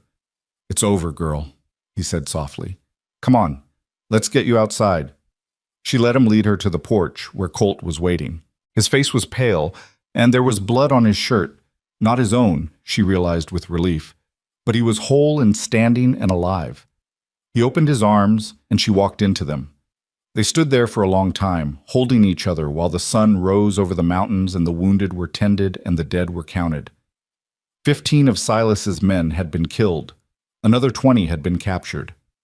Of the defenders, 3 had died and 6 were wounded, none seriously. "It's over," Colt murmured into her hair. "It's finally over." Alara closed her eyes and let herself believe it. The weeks that followed were a time of healing. The dead were buried. The defenders with honor in a small cemetery on the edge of the ranch, the attackers in unmarked graves on the hillside. The wounded were cared for, the damage was repaired, and slowly, gradually, life returned to something like normal. Sheriff Hollister and his deputies departed, taking the surviving prisoners with them. The men who had come to help drifted away one by one, returning to their own lives, their debts paid. Eventually, only Colt, Alara, and Ezra remained, alone again in the vast quiet of the Dustfall Ranch. But the quiet was different now. It wasn't the tense, watchful silence of waiting for danger. It was the peaceful stillness of safety, of security, of a threat finally and definitively ended. Alara found herself sleeping better than she had in months.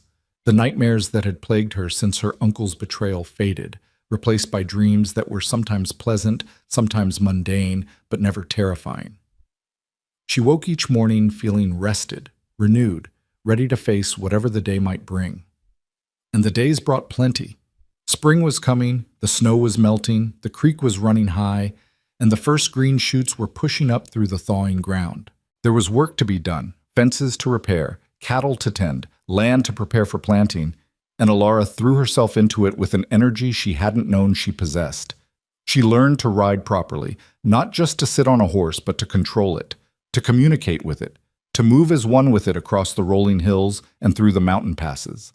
She learned to rope a calf, to brand a steer, to recognize the signs of sickness in livestock. She learned the rhythms of the ranch, the endless cycle of work and rest that had governed Colt's life for the past decade. And she learned, too, about the man she was falling in love with. She learned that he woke every morning before dawn, not because he had to, but because he couldn't sleep past the first light. She learned that he talked to his horses when he thought no one was listening, soft conversations about the weather and the work and the state of the world. She learned that he had a weakness for Ezra's apple pie and would eat 3 slices if no one stopped him. She learned that he still carried guilt for the things he'd done with the Dawson gang, that he still dreamed of the farmhouse in Cimarron, that he still blamed himself for Sarah's death. But she learned, too, that he was working through it, talking about it, facing it, refusing to let it define him anymore. They talked every evening by the fire, the way they had before the attack, before Silas Garrett, before everything. But the conversations were different now, less guarded, more hopeful, full of plans and possibilities instead of fears and regrets. "I was thinking," Colt said one evening, "about expanding the ranch. There's good land to the west, near the river. Could support another 100 head, maybe more." "That's a lot of work." "It is, but I've been doing this alone for 10 years. Maybe it's time to think bigger." He paused, his eyes on the fire. "Maybe it's time to build something that lasts." Alara knew what he was really asking. It was in the way he looked at her, the way his voice softened when he talked about the future. He was asking if she was going to be part of it. "I'd like that," she said. "Building something that lasts." Colt smiled, that rare, genuine smile that transformed his weathered face, and reached for her hand. That night, they kissed for the first time. It happened on the porch, under the stars, with the spring breeze carrying the scent of wildflowers and the distant sound of the creek. It was gentle, tentative, the first cautious steps of 2 people who had both been hurt before and were afraid of being hurt again. But it was also full of promise, full of hope, full of all the things they had been too scared to say out loud but had been feeling for months. When they pulled apart, Alara was breathless. "I wasn't sure you wanted that," she admitted. "I've wanted that since the day I met you." Colt's voice was rough. "I just didn't think I had the right to ask." "You have the right." She touched his face, tracing the line of his jaw. "You have every right." He kissed her again, and this time it wasn't tentative at all.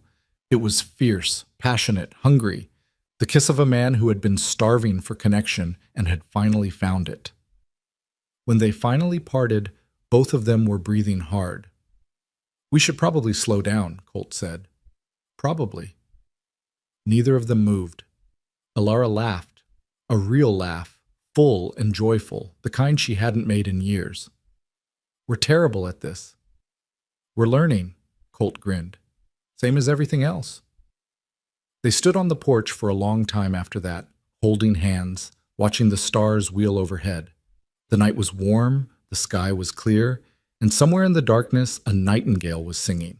It wasn't perfect. Nothing ever was. There would be challenges ahead, hard work and long days and moments of doubt. The ghosts of the past wouldn't vanish overnight, and there would be times when they stumbled, when they fell, when they wondered if they were strong enough to keep going. But they would face it all together. That was what mattered. They weren't alone anymore. Neither of them was alone. "We should go inside," Alara said eventually. Ezra will wonder where we are. Let him wonder. Colt pulled her closer, wrapping his arms around her. I'm not ready to go inside yet. So they stayed. Two broken people, slowly becoming whole.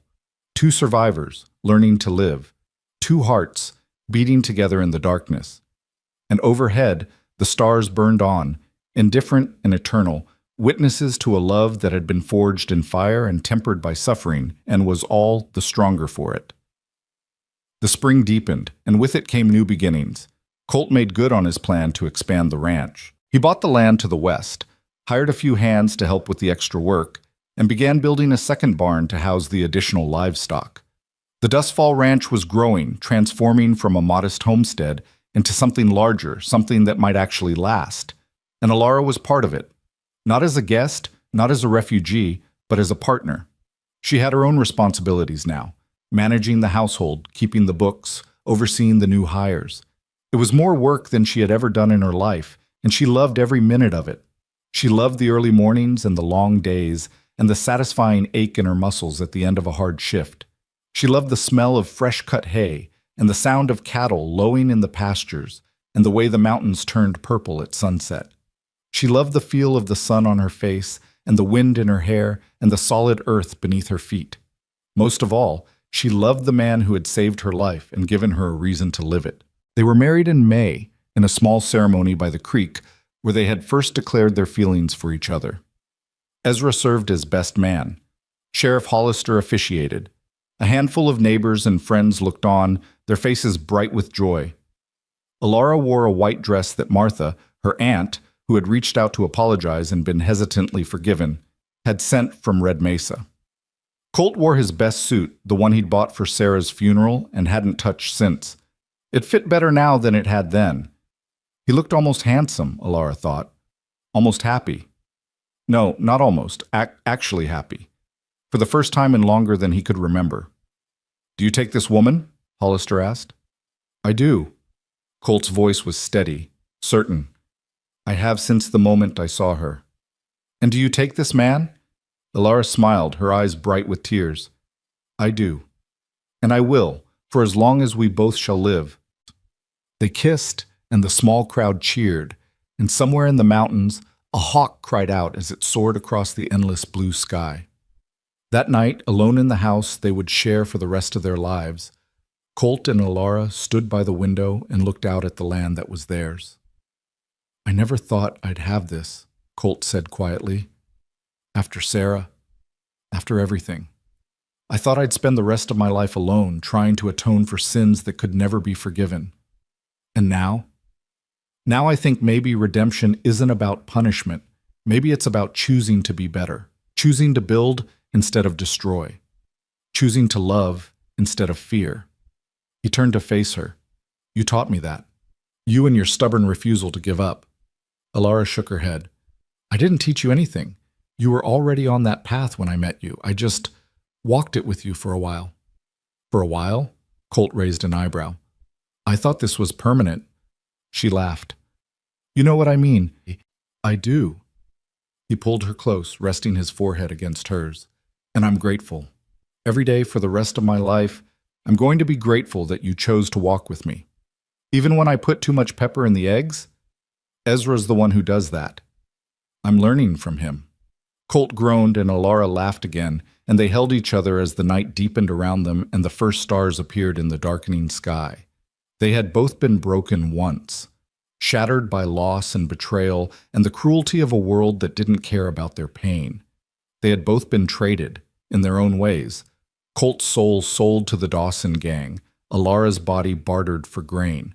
But they had clawed their way back. They had fought and bled and refused to give up. They had found each other in the desert, two damaged souls seeking redemption, and they had chosen to heal together. It wasn't a fairy tale. There would be hard times ahead. There always were. The world was still cruel, still indifferent, still full of men like Silas Garrett and Harold Wynne. But they would face it together, as partners, as lovers, as husband and wife. And that made all the difference. Outside, the wind whispered through the pines, and the creek murmured its endless song, and the mountain stood sentinel against the star-filled sky. Inside, two people who had once been lost were finally, irrevocably found. The summer that followed their wedding was the happiest of Alara's life. The days were long and golden, filled with hard work and simple pleasures, and the nights were warm and tender, spent in the arms of the man she loved. The Dustfall Ranch flourished under their combined care, the cattle growing fat on the lush grass of the mountain pastures, the crops rising green and strong from the rich soil. Ezra watched it all with a quiet satisfaction, his weathered face creasing into smiles more often than it ever had before. He had known Colt for 10 years, had watched him build this place from nothing, had seen him struggle with the demons of his past. To see him now, happy and hopeful and finally at peace, was a gift the old man had never expected to receive. "You're good for him," Ezra told Alara one afternoon as they worked side by side in the vegetable garden. "Better than anything I could have given him." Alara looked up from the tomatoes she was staking, her face flushed from the heat. "He's good for me too. We're good for each other." "That's how it should be." Ezra straightened up with a groan, pressing his hands against the small of his back. "Marriage ain't about one person saving the other. It's about two people saving each other, lifting each other up when the world tries to knock them down." "You sound like you're speaking from experience." The old man was quiet for a moment, his eyes distant. "I was married once, long time ago, before I came out west. Her name was Rebecca. Prettiest girl in all of Tennessee, or so I thought." A sad smile crossed his face. "She died in childbirth. The baby too. After that I couldn't stay, too many memories, so I packed up what little I had and headed for the frontier."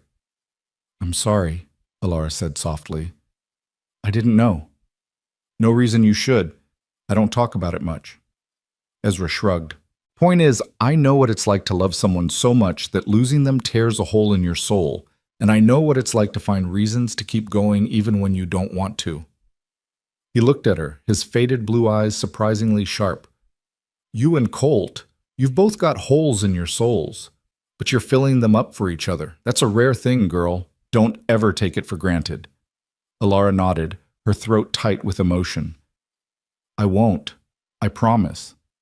They went back to their work, the sun beating down on their backs, the scent of rich earth and growing things filling the air, and Alara thought about what Ezra had said, about holes in souls, about two people lifting each other up, about the rare and precious gift of finding someone who made you whole. She had never expected to find that, had never even dared to hope for it. But here she was, married to a man who saw her not as a burden or a bargain, but as a partner, an equal, a person worth loving. It was more than she had ever dreamed of. It was everything. The summer stretched on, each day blending into the next in a rhythm of work and rest, of laughter and love. Alara learned to can vegetables, to preserve meat, to prepare for the harsh winter that would eventually return. She learned to manage the household accounts, tracking expenses and income with a precision that surprised even Colt. "You've got a head for numbers," he said one evening, reviewing the ledger she had compiled. "Better than mine, that's for sure." "My father taught me," Alara replied. "He was a school teacher before—" She paused, the familiar ache rising in her chest. "Before." Colt set down the ledger and reached for her hand. "Tell me about him." So she did. She told him about her father, Benjamin Wynn, who had been the schoolmaster in Red Mesa for 15 years before the fever took him. She told him about her mother, Mary, who had been gentle and kind and had sung songs while she worked. She told him about the small house where she had grown up, filled with books and music and love. "They would have liked you," she said finally. "My father, especially. He always said you could tell a lot about a man by the way he treated people who couldn't do anything for him. And you," she squeezed his hand, "you treated me like a person when everyone else saw me as a commodity. I just did what was right. Most people don't.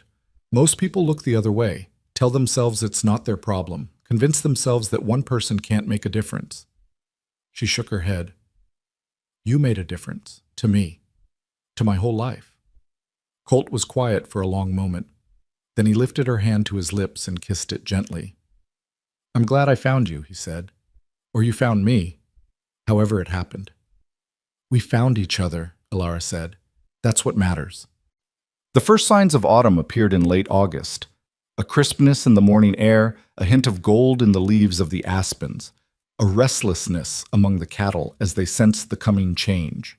The ranch hands began preparing for the roundup, when all the cattle would be gathered from the summer pastures and driven down to the lower fields for the winter. It was hard work, the roundup. Long days in the saddle, early mornings and late nights, dust and dirt, and the constant bawling of nervous livestock. But Alara threw herself into it with the same determination she brought to everything else, riding alongside the men, roping strays, pushing the herd toward home. Colt watched her with a mixture of pride and wonder. This was not the same trembling girl who had stood beside a wagon in Red Mesa, waiting to be traded for grain. This was a woman, strong, capable, fearless, who had found her place in the world and was determined to hold on to it. "You're amazing," he told her one evening as they sat by the campfire eating beans and hardtack. "You know that?" Alara laughed, gesturing at her dust-covered clothes and her tangled hair. "I look like I've been dragged through a briar patch." "You look like a rancher's wife," Colt grinned, "which is exactly what you are. A rancher's wife who needs a bath. That too."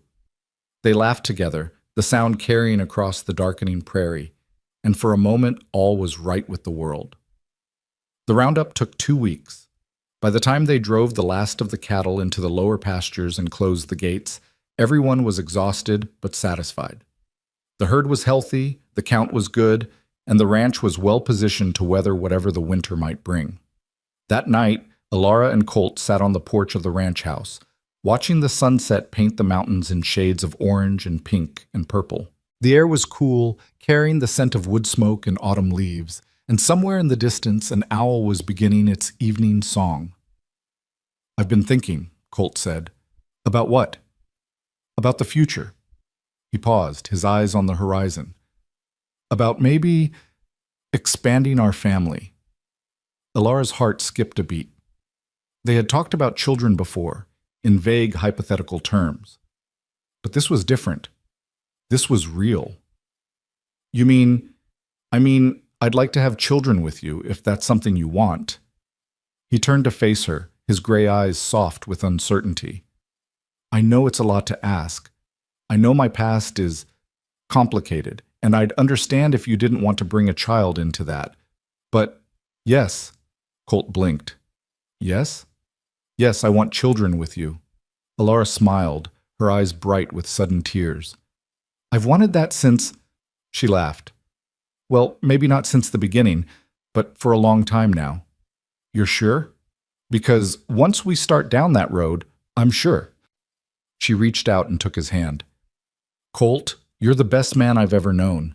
You're kind and brave and good, and you've spent the last 10 years trying to make amends for mistakes you made when you were barely more than a boy. Any child would be lucky to have you as a father." Colt stared at her for a long moment, something working behind his eyes. Then he pulled her into his arms and held her tight, his face buried in her hair.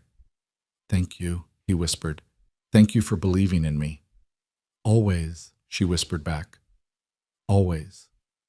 The autumn deepened, and with it came changes of a different kind.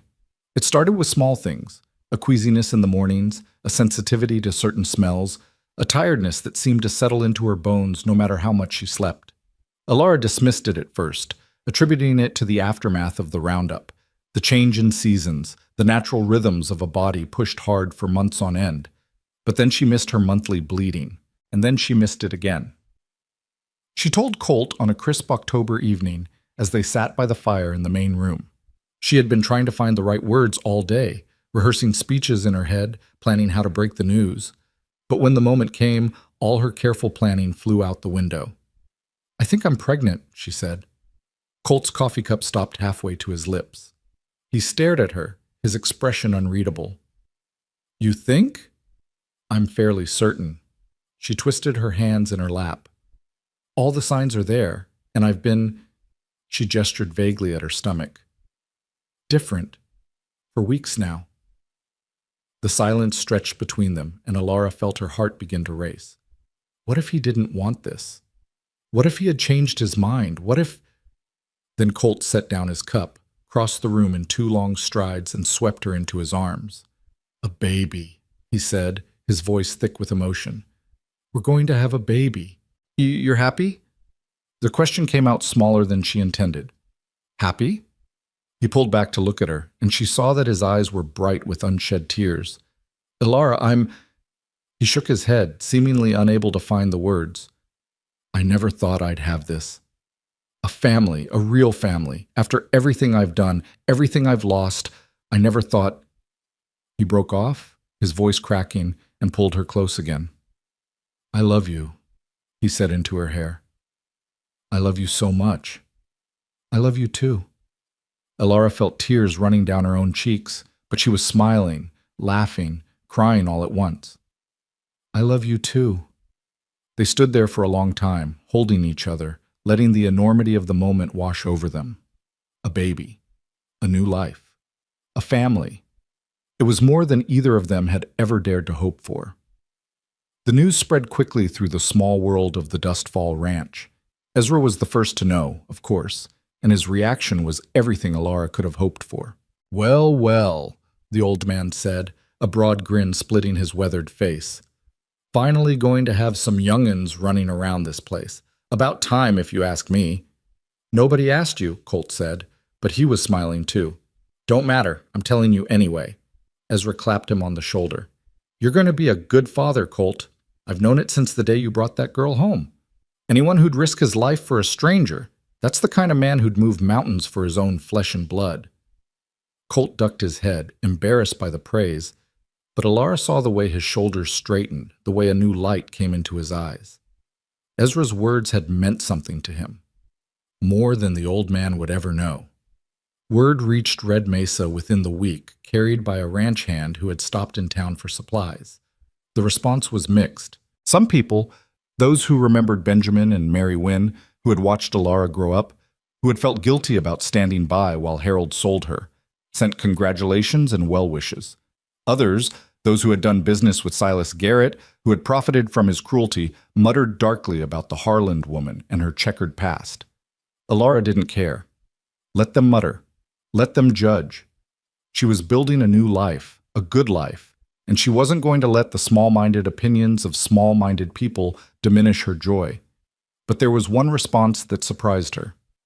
A letter arrived in late October, carried by a writer who had come all the way from Red Mesa. The handwriting on the envelope was familiar, cramped and careful, the penmanship of someone who had learned to write late in life. It was from her Aunt Martha. Ilara stared at the envelope for a long moment, her heart pounding. She hadn't heard from Martha since the wedding, when the woman had sent that white dress as a peace offering. They had never been close. Martha had been too afraid of Harold to show Ilara any real kindness. But she was still family, the only family Ilara had left. She opened the letter with trembling fingers. Dear Ilara, it began, I know I have no right to write to you. I know I failed you in ways that can never be forgiven. But I wanted you to know that I am sorry. Not just for what Harold did, but for what I didn't do. For standing by. For staying silent. For letting fear make me a coward. Ilara's eyes blurred with tears as she read on. I heard about the baby. I heard about your husband too, about what he did to protect you, about the kind of man he is. I'm glad you found someone who sees your worth, someone who treats you the way you deserve to be treated. Harold is dead. He died 3 weeks ago, of the fever that's been going around. I know I should feel sad, and part of me does. He was my husband for 20 years, but another part of me feels free, like I've been let out of a cage I didn't even know I was in. I don't expect you to forgive me. I'm not sure I deserve forgiveness, but I wanted you to know that I think about you every day, and I pray that you and your husband and your baby will have the kind of life you were always meant to have. With love and regret, your Aunt Martha. Ilara read the letter 3 times, her emotions swirling. She thought about all the years she had spent in that farmhouse, hungry and afraid, watching Martha watch her with those guilty, helpless eyes. She thought about the morning she had been sold and the way Martha had stood in the doorway, crying but doing nothing. She thought about forgiveness, what it meant, who deserved it, whether it was something that could be given or only something that could be earned. And she thought about her baby, the new life growing inside her, the future stretching out ahead like an unwritten book. What is it? She looked up. Colt was standing in the doorway, His face creased with concern. A letter from my aunt. She held it out to him. My uncle is dead. Colt took the letter and read it in silence. When he finished, he looked at her with those storm-gray eyes that seemed to see right through her. How do you feel? It was such a simple question, such a complicated answer. I don't know, Alara admitted. Relieved, I think, that he's gone, that he can't hurt anyone else. She paused. And maybe a little sad? Not for him. For what could have been. For the family we might have had if he'd been a different kind of man. Colt nodded slowly. And your aunt? Alara was quiet for a long moment, turning the question over in her mind. She was weak, she said finally. She let fear control her, but she's not evil. Not the way Harold was. Not the way Silas was. She took a deep breath. I think I can forgive her. Eventually. Not right away, and not completely, but someday. That's more than a lot of people could manage. Maybe. Alara looked down at the letter in his hands. Or maybe it's just that I'm tired of carrying anger around with me. It's heavy, you know? Anger, resentment, all those dark feelings. They weigh you down, make it hard to move forward. She placed a hand on her stomach where the baby was just beginning to show. I want to be light. For this child. For us. I want to put down all that weight and start fresh. Colt set the letter aside and pulled her into his arms. Then that's what we'll do, he said. Together. They stood there for a long time, holding each other, feeling the baby kick between them. And Alara felt something shift inside her, a loosening, a releasing, a letting go. It wasn't forgiveness, not yet, but it was the beginning of forgiveness. And sometimes the beginning was enough. The winter came early that year, blanketing the ranch in white before November was half over. But the dustfall was prepared. The hay was stacked. The wood was split. The cattle were safely in their winter pastures. The cold was brutal, the storms frequent and fierce. But the ranch house was warm and solid, a fortress against the howling winds. Alara's pregnancy progressed smoothly. The morning sickness faded as the first trimester ended, replaced by a calm and contentment that seemed to radiate from her very core. She glowed, people said. Ezra said it. The ranch hands said it. Even Colt, who wasn't given to flowery compliments, remarked on how beautiful she looked. You're just saying that because I'm carrying your child, she teased. I'm saying it because it's true. He kissed her forehead. You've always been beautiful, but now... He paused, searching for the right words. Now there's something more, something deeper, like a candle that's been burning low and suddenly catches fire. Alara laughed. You're getting poetic in your old age. Must be your influence. They settled into a new routine as the winter deepened. Alara took over more of the household duties, her growing belly making riding and ranch work increasingly difficult. She cooked, she cleaned, she knitted tiny clothes for the baby that would arrive in the spring. She read books from the small library Colt had accumulated over the years, and she wrote letters to Martha, to the few friends she had made in Red Mesa, to the future, in a journal she kept for the child who would one day want to know about its parents. Colt, for his part, threw himself into preparations for the new arrival. He built a cradle with his own hands, carving it from oak and polishing it until it gleamed. He converted a small room off the main bedroom into a nursery, painting the walls a soft yellow and installing shelves for the books and toys that would eventually fill them. He studied manuals on childbirth and infant care, determined to be prepared for anything that might go wrong. You're going to wear yourself out, Alara told him one evening, watching him sand down the edges of the cradle for the 100th time. I just want it to be perfect. It is perfect. It's been perfect for weeks. She reached out and stilled his hands. Colt, look at me. He did, and she saw the fear lurking behind his eyes. The fear that he would fail, that something would go wrong, that the happiness they had found would be snatched away, just like everything else he had ever loved. This child is going to be fine, she said firmly. I'm going to be fine. We're going to be fine. And this cradle, she ran her hand along the smooth wood. This cradle is the most beautiful thing I've ever seen. Our baby is going to love it. You can't know that. You can't know any of that. No, I can't. She took his face in her hands. But I believe it, and right now that has to be enough. Colt stared at her for a long moment. Then he let out a breath he seemed to have been holding for weeks. How do you do that? He asked. How do you stay so calm? I don't, always. Sometimes I lie awake at night and imagine all the things that could go wrong. Sometimes I'm so scared I can barely breathe. She smiled. But then I remember that I survived being traded for grain. I survived Silas Garrett. I survived a battle that should have killed us all. And I think, if I can survive all that, I can survive this too. We can survive this, Colt corrected. Together. Together, she agreed. Christmas came and went, a quiet celebration marked by good food, warm fires, and the exchange of small gifts. Alara gave Colt a new hat to replace the battered one he'd been wearing since she met him. Colt gave her a locket, gold, with a delicate floral pattern that had belonged to his mother. It's all I have left of her, he said as he fastened it around her neck.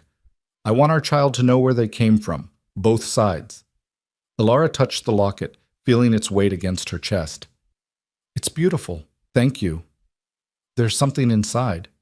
She opened the locket and found two tiny photographs, one of a stern-faced man with Colt's gray eyes, the other of a gentle woman with Colt's high cheekbones. My parents, Colt said, Thomas and Eleanor Harland.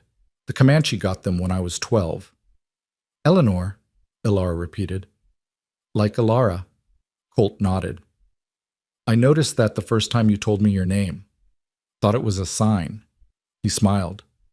Turns out it was. They spent the rest of Christmas Eve by the fire, looking at the photographs and talking about the people in them. Colt shared memories he had never spoken of before. His father teaching him to ride, his mother singing hymns while she cooked, the small cabin where he had grown up, and the land that had been in his family for 3 generations. I've never talked about them, he admitted. Not to anyone. After they died, I just closed that door, locked it up, and threw away the key. And now?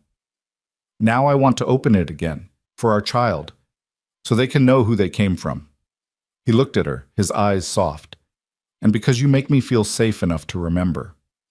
Alara leaned against him, her hand on her belly where the baby was kicking. That's what love does, she said. It makes us brave enough to face the things we've been running from. The new year arrived with a blizzard that kept them housebound for 3 days. They spent the time playing cards with Ezra, reading aloud from a worn copy of Dickens, and simply being together, 3 people who had become a family in all the ways that mattered. By the time the storm passed and the world emerged white and sparkling and new, Alara was well into her 3rd trimester. The baby had dropped, the midwife said during her monthly visit, which meant the birth was getting close, probably late February or early March. First babies are unpredictable. The midwife, a no-nonsense woman named Helen Crow, who was also Two Ravens' cousin, warned them. Could come early, could come late. Best thing you can do is be ready for anything. They were ready, or as ready as anyone could be for such a momentous event. The cradle was finished, the nursery was stocked, and Alara had packed a bag with everything she might need when the time came.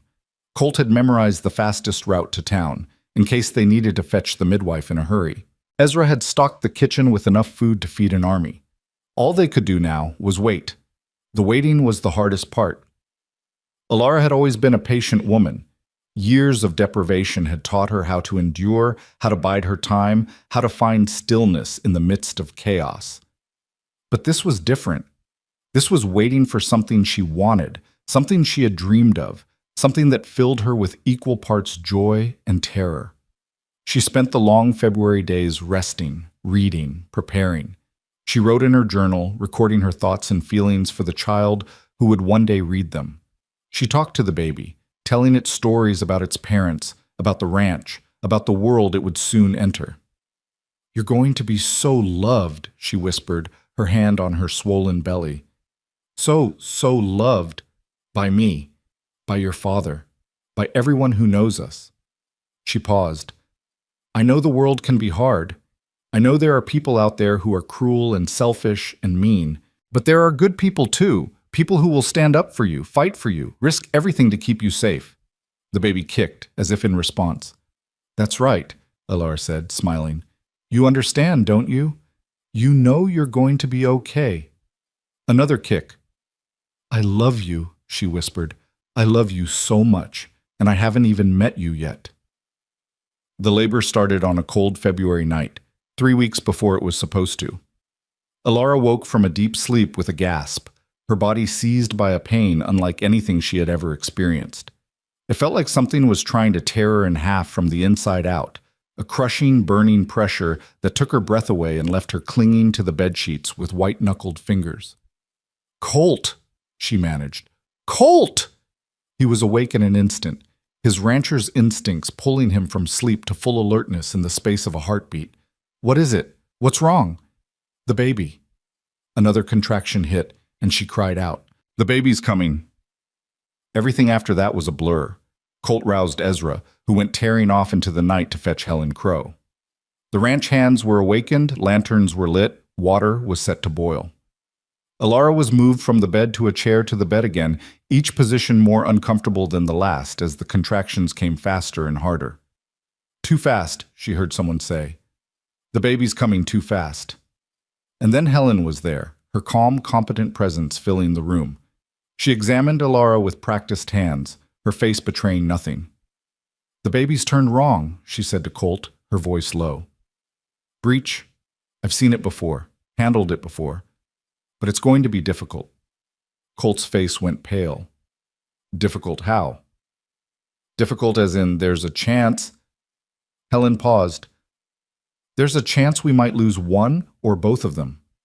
The words hit Alara like a physical blow. She saw Colt stagger, saw his hand go out to steady himself against the wall, saw the terror in his eyes. The same terror she felt coursing through her own veins. No, she said. Her voice came out stronger than she expected. No. I survived being traded for grain. I survived Silas Garrett. I am not going to die in childbirth. Helen looked at her, and something shifted in her dark eyes. Respect, maybe. Or recognition. Then fight, the midwife said. Fight like your life depends on it, because it does. Alara fought.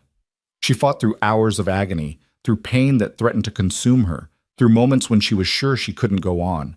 She fought with everything she had, every ounce of strength, every scrap of determination, every bit of stubbornness that had kept her alive through the hardest years of her life.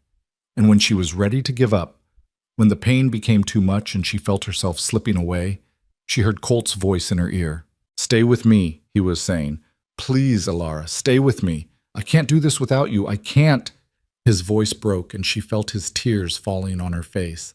I love you, he whispered. I love you. Please don't leave me. She didn't leave. She gathered the last of her strength, took a breath that felt like swallowing fire, and pushed. The baby came into the world screaming. It was a girl, tiny and red-faced and absolutely perfect. Helen laid her on Alara's chest, and she looked up at them with eyes that were already turning from blue to gray. She's beautiful, Alara whispered. She's so beautiful. Colt was crying openly now, tears streaming down his weathered face as he looked at his daughter for the first time. She is, he managed. She's perfect. You're both perfect. They named her Hope. It seemed fitting, somehow. A name that carried all the weight of what they had been through, all the dreams they had dared to dream, all the faith they had placed in each other and in the future they were building together. Hope Harland, daughter of Colt and Alara, granddaughter of Thomas and Eleanor, of Benjamin and Mary. The first of a new generation, born on a cold February night in the foothills of the Copper Ridge Mountains. She was small but healthy, with a strong grip and a powerful set of lungs. She cried when she was hungry, slept when she was tired, and gazed at the world around her with an intensity that reminded Alara of her father. She's going to be a handful, Ezra predicted, watching Hope wrap her tiny fingers around his weathered thumb. You can see it in her eyes, stubborn as a mule, just like both her parents. Is that a compliment or a criticism? Colt asked. Both, the old man grinned. Mostly a compliment. The weeks that followed were exhausting and exhilarating in equal measure. Alara was recovering from the difficult birth, her body slowly healing while she adjusted to the demands of motherhood. Colt was beside her every step of the way, taking on more than his share of the nighttime feedings, the diaper changes, the endless rocking and soothing that a newborn required. "You're a natural," Alara told him one morning, watching him cradle Hope against his chest while she slept. "I had a good teacher." He looked at her, his gray eyes soft. "My mother used to sing to me when I was small. I remember the melody, even if I don't remember the words." "Sing it to her." Colt hesitated, then began to hum, a soft, lilting tune that Alara didn't recognize but that seemed to come from somewhere deep in his memory. Hope stirred, then settled, her tiny face relaxing into an expression of perfect peace. "She likes it," Alara whispered. "She likes being held." Colt smiled down at his daughter. "She likes knowing she's safe." "She is safe. She always will be. I know." He looked up at Alara, and there was a fierceness in his eyes that she had never seen before. "I swear to you, Alara, I will protect this child with my life. I will never let anyone hurt her, never let anyone make her feel less than she is." "I know you will." Alara reached out and touched his face. "That's why I married you." Spring came early that year, as if the world itself was celebrating the new life that had entered it.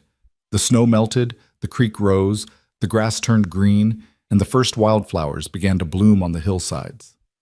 Hope grew stronger every day, her eyes tracking movement, her hands reaching for things that caught her attention, her voice making sounds that were almost like words. And the Dustfall Ranch grew too. The expansion Colt had started before the wedding was finally complete, doubling the size of their operation. New hands were hired, new cattle were bought, and the Harlan name began to mean something in the territory. Not just a rancher with a mysterious past, but a family man, a community member, a pillar of the frontier society that was slowly taking shape. Alara watched it all with a sense of wonder that never quite faded. This was her life now, this ranch, this man, this child, a life she had never imagined, never dared to hope for, never believed she deserved. But she had it anyway, and she was determined to hold on to it with both hands. One evening in late April, as the sun was setting over the mountains and painting the sky in shades of gold and pink, Alara stood on the porch of the ranch house with Hope in her arms. The baby was awake, her gray eyes fixed on the horizon, her tiny fist clutched around a strand of Alara's hair. Colt came to stand beside them, his arm slipping around Alara's waist. "What are you looking at?" he asked. "The sunset, and the mountains, and—" She paused, trying to find the words. "All of it, everything we've built, everything we have. Is it enough?" She turned to look at him, surprised by the question. "Enough? I know it's not much. A ranch in the middle of nowhere, a husband with a past, a life that's hard more often than it's easy." He looked away, his jaw tight. "Sometimes I wonder if you regret it, if you wish you'd chosen something different." "Colt." She shifted Hope to one arm and reached up to turn his face toward her. "Look at me."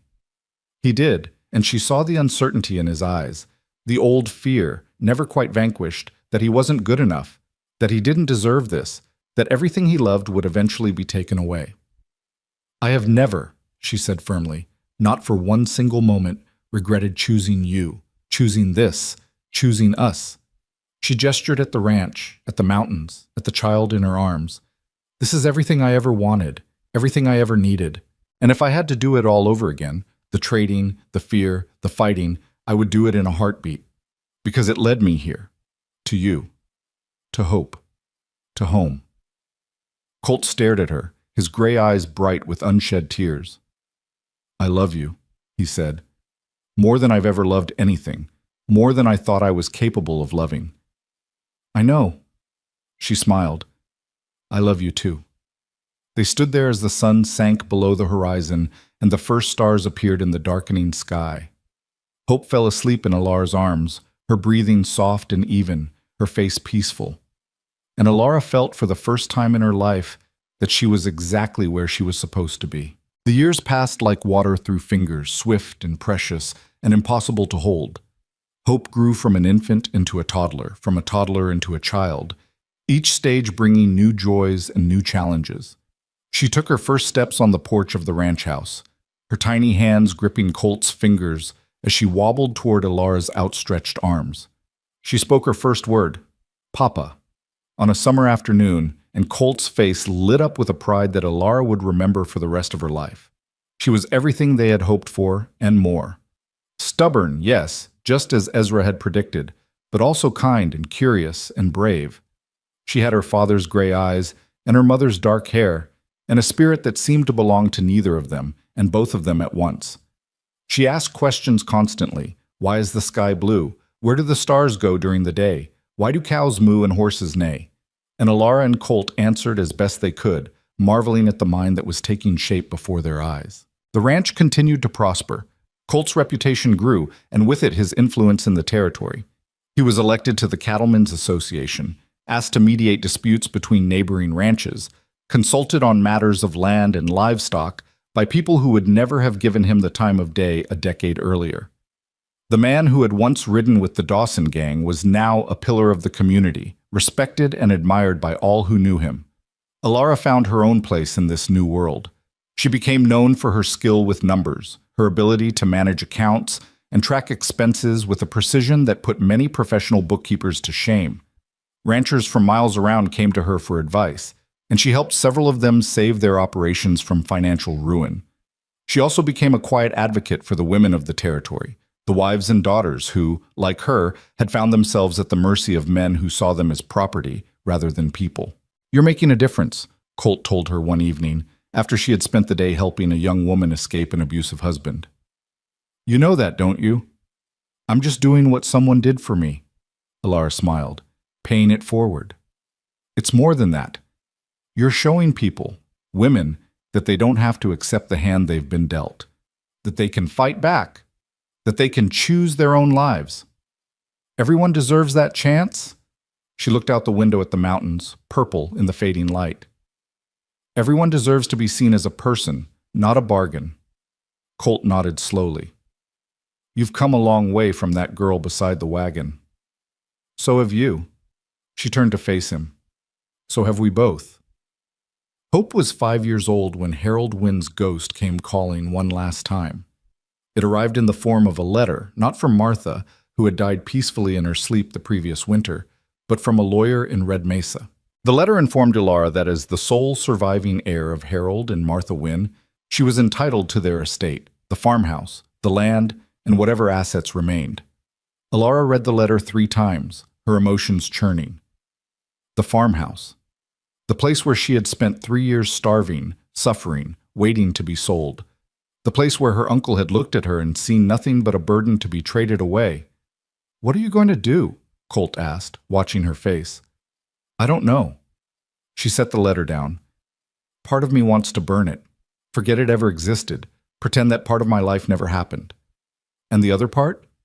Alara was quiet for a long moment. "The other part thinks maybe I should go back, face it, see the place one last time and then decide." Colt nodded.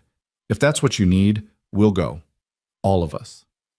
They left a week later, leaving Ezra, now 73 and increasingly frail but still sharp as a tack, in charge of the ranch.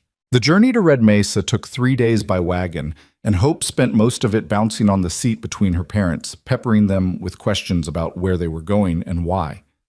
"It's where Mama grew up," Colt explained, "before she came to live with us." "Was it nice?" Alara hesitated. "It was complicated." "What does that mean?" "It means some parts were nice and some parts weren't." She pulled Hope close and kissed the top of her head. "But that was a long time ago. Things are different now."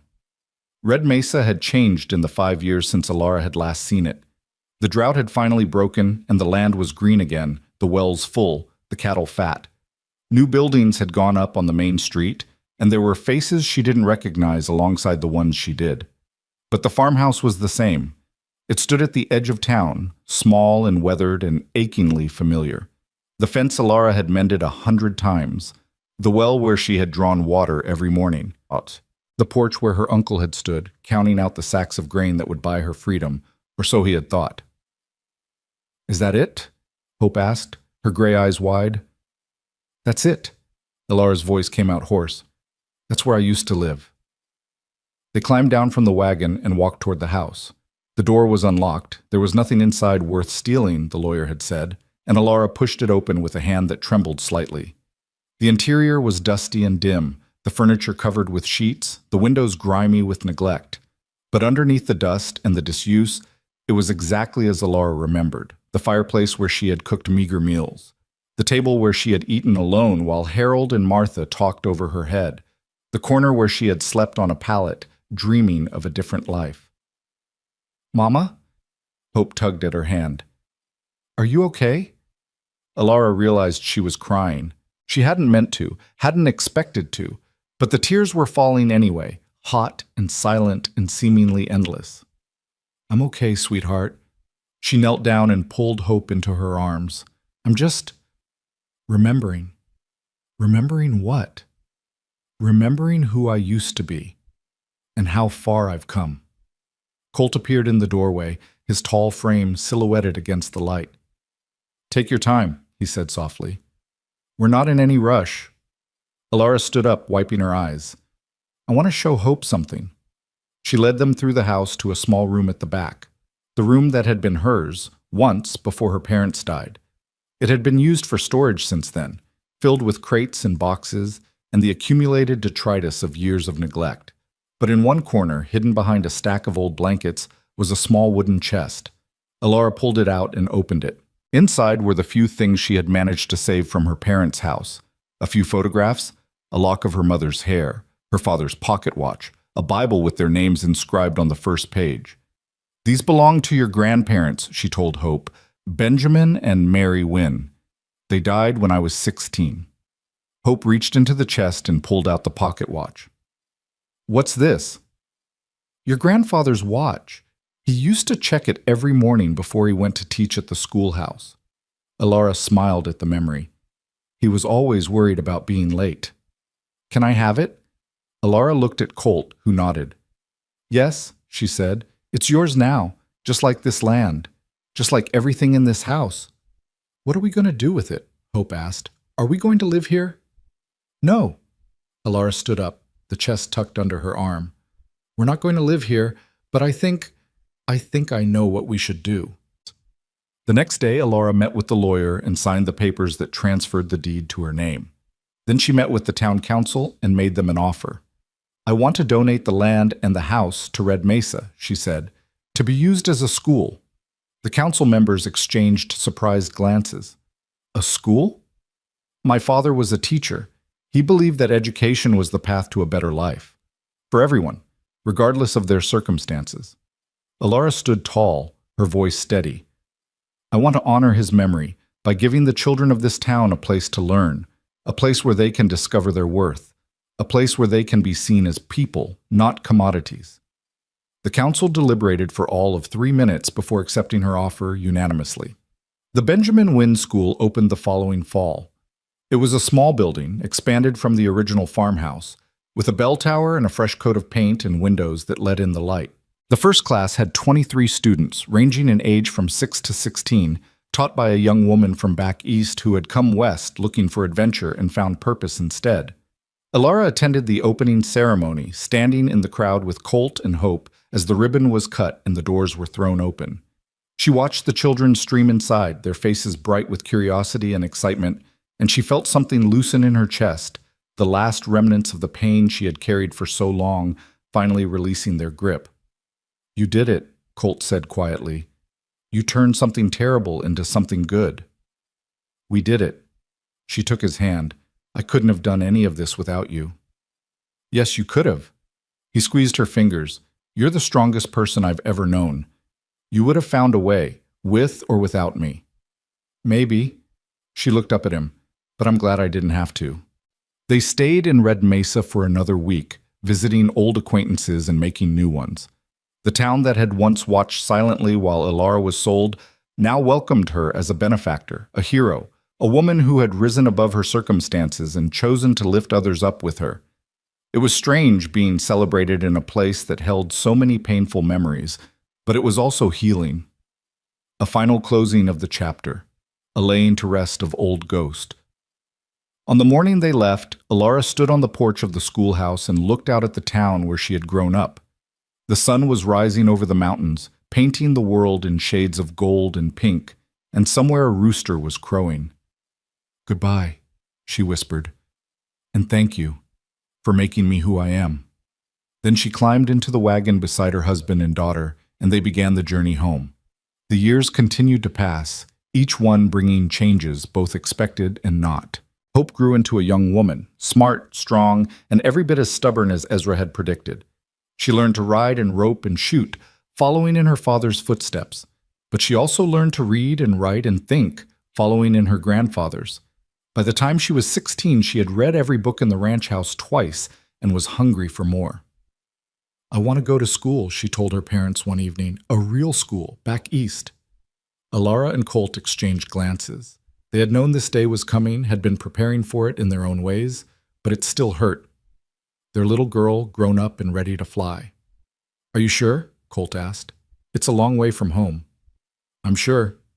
Hope's gray eyes were steady. "I love this ranch. I love you both. But there's a whole world out there, and I want to see it. I want to learn things I can't learn here. I want to—" She paused, searching for the words. "I want to find out who I'm supposed to be." Alara felt tears prick at her eyes. She remembered saying something similar, once, to a stranger on a dusty road. A stranger who had looked at her and seen not a commodity, but a person. "Then go," she said. "Go and find yourself, and know that no matter how far you travel, you'll always have a home to come back to." Hope left for Boston in the fall of her 17th year. The parting was hard, harder than Alara had expected, but there was pride mixed with the sorrow. Their daughter was chasing her dreams. Their daughter was choosing her own path. Their daughter was becoming the person she was meant to be. The house felt empty without her. Quieter. Smaller somehow, even though nothing had changed. Alara and Colt rattled around in it like two peas in an oversized pod, filling the silence with work and conversation and the simple pleasure of each other's company.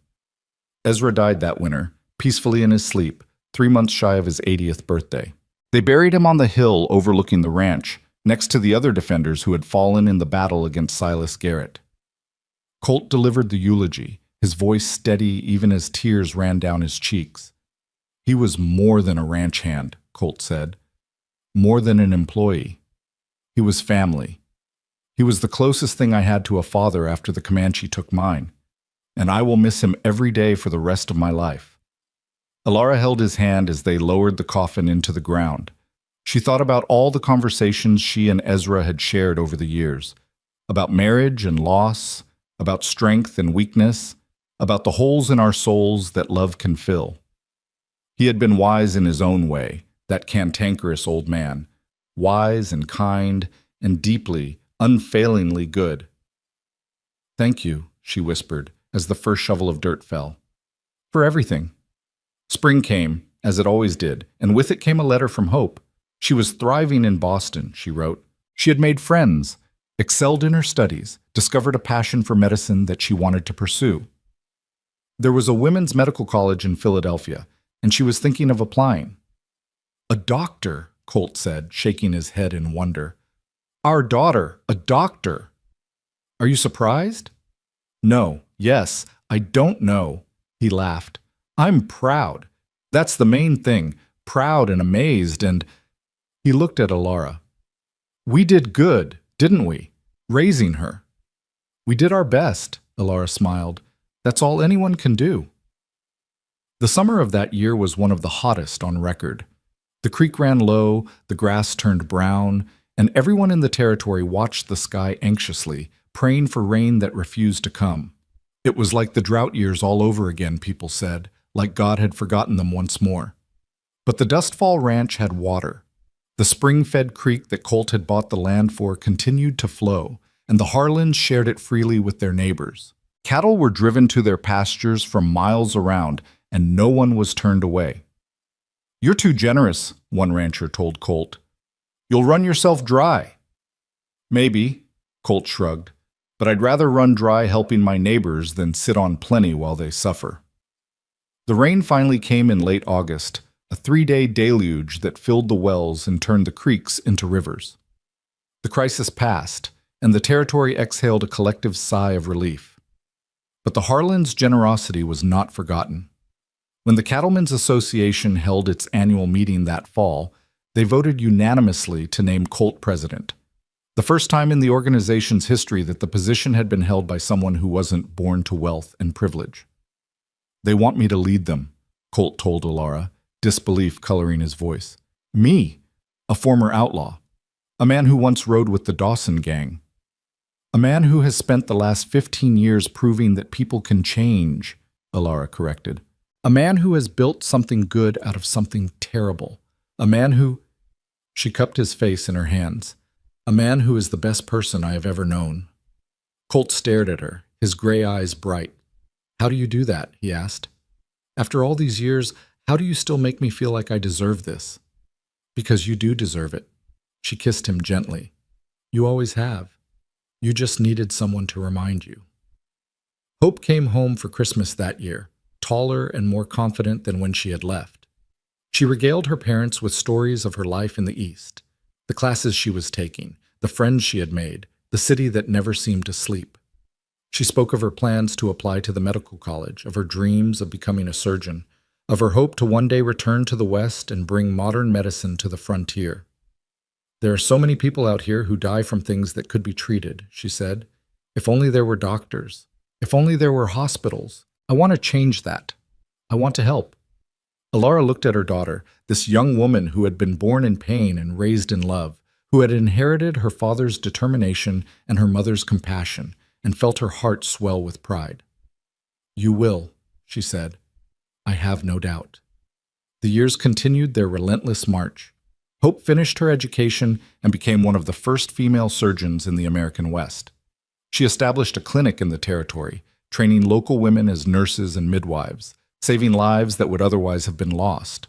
She married a good man, a lawyer from Denver who adored her and supported her work, and had 3 children of her own, 2 boys and a girl, who called Alara and Colt Grandma and Grandpa, and spent their summers running wild on the ranch. Colt served as president of the Cattlemen's Association for 10 years before stepping down to let younger blood take over.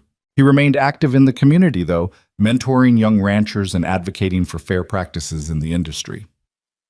He also began writing, not novels or stories, but a memoir, a record of his life from the Comanche raid that killed his parents to the present day.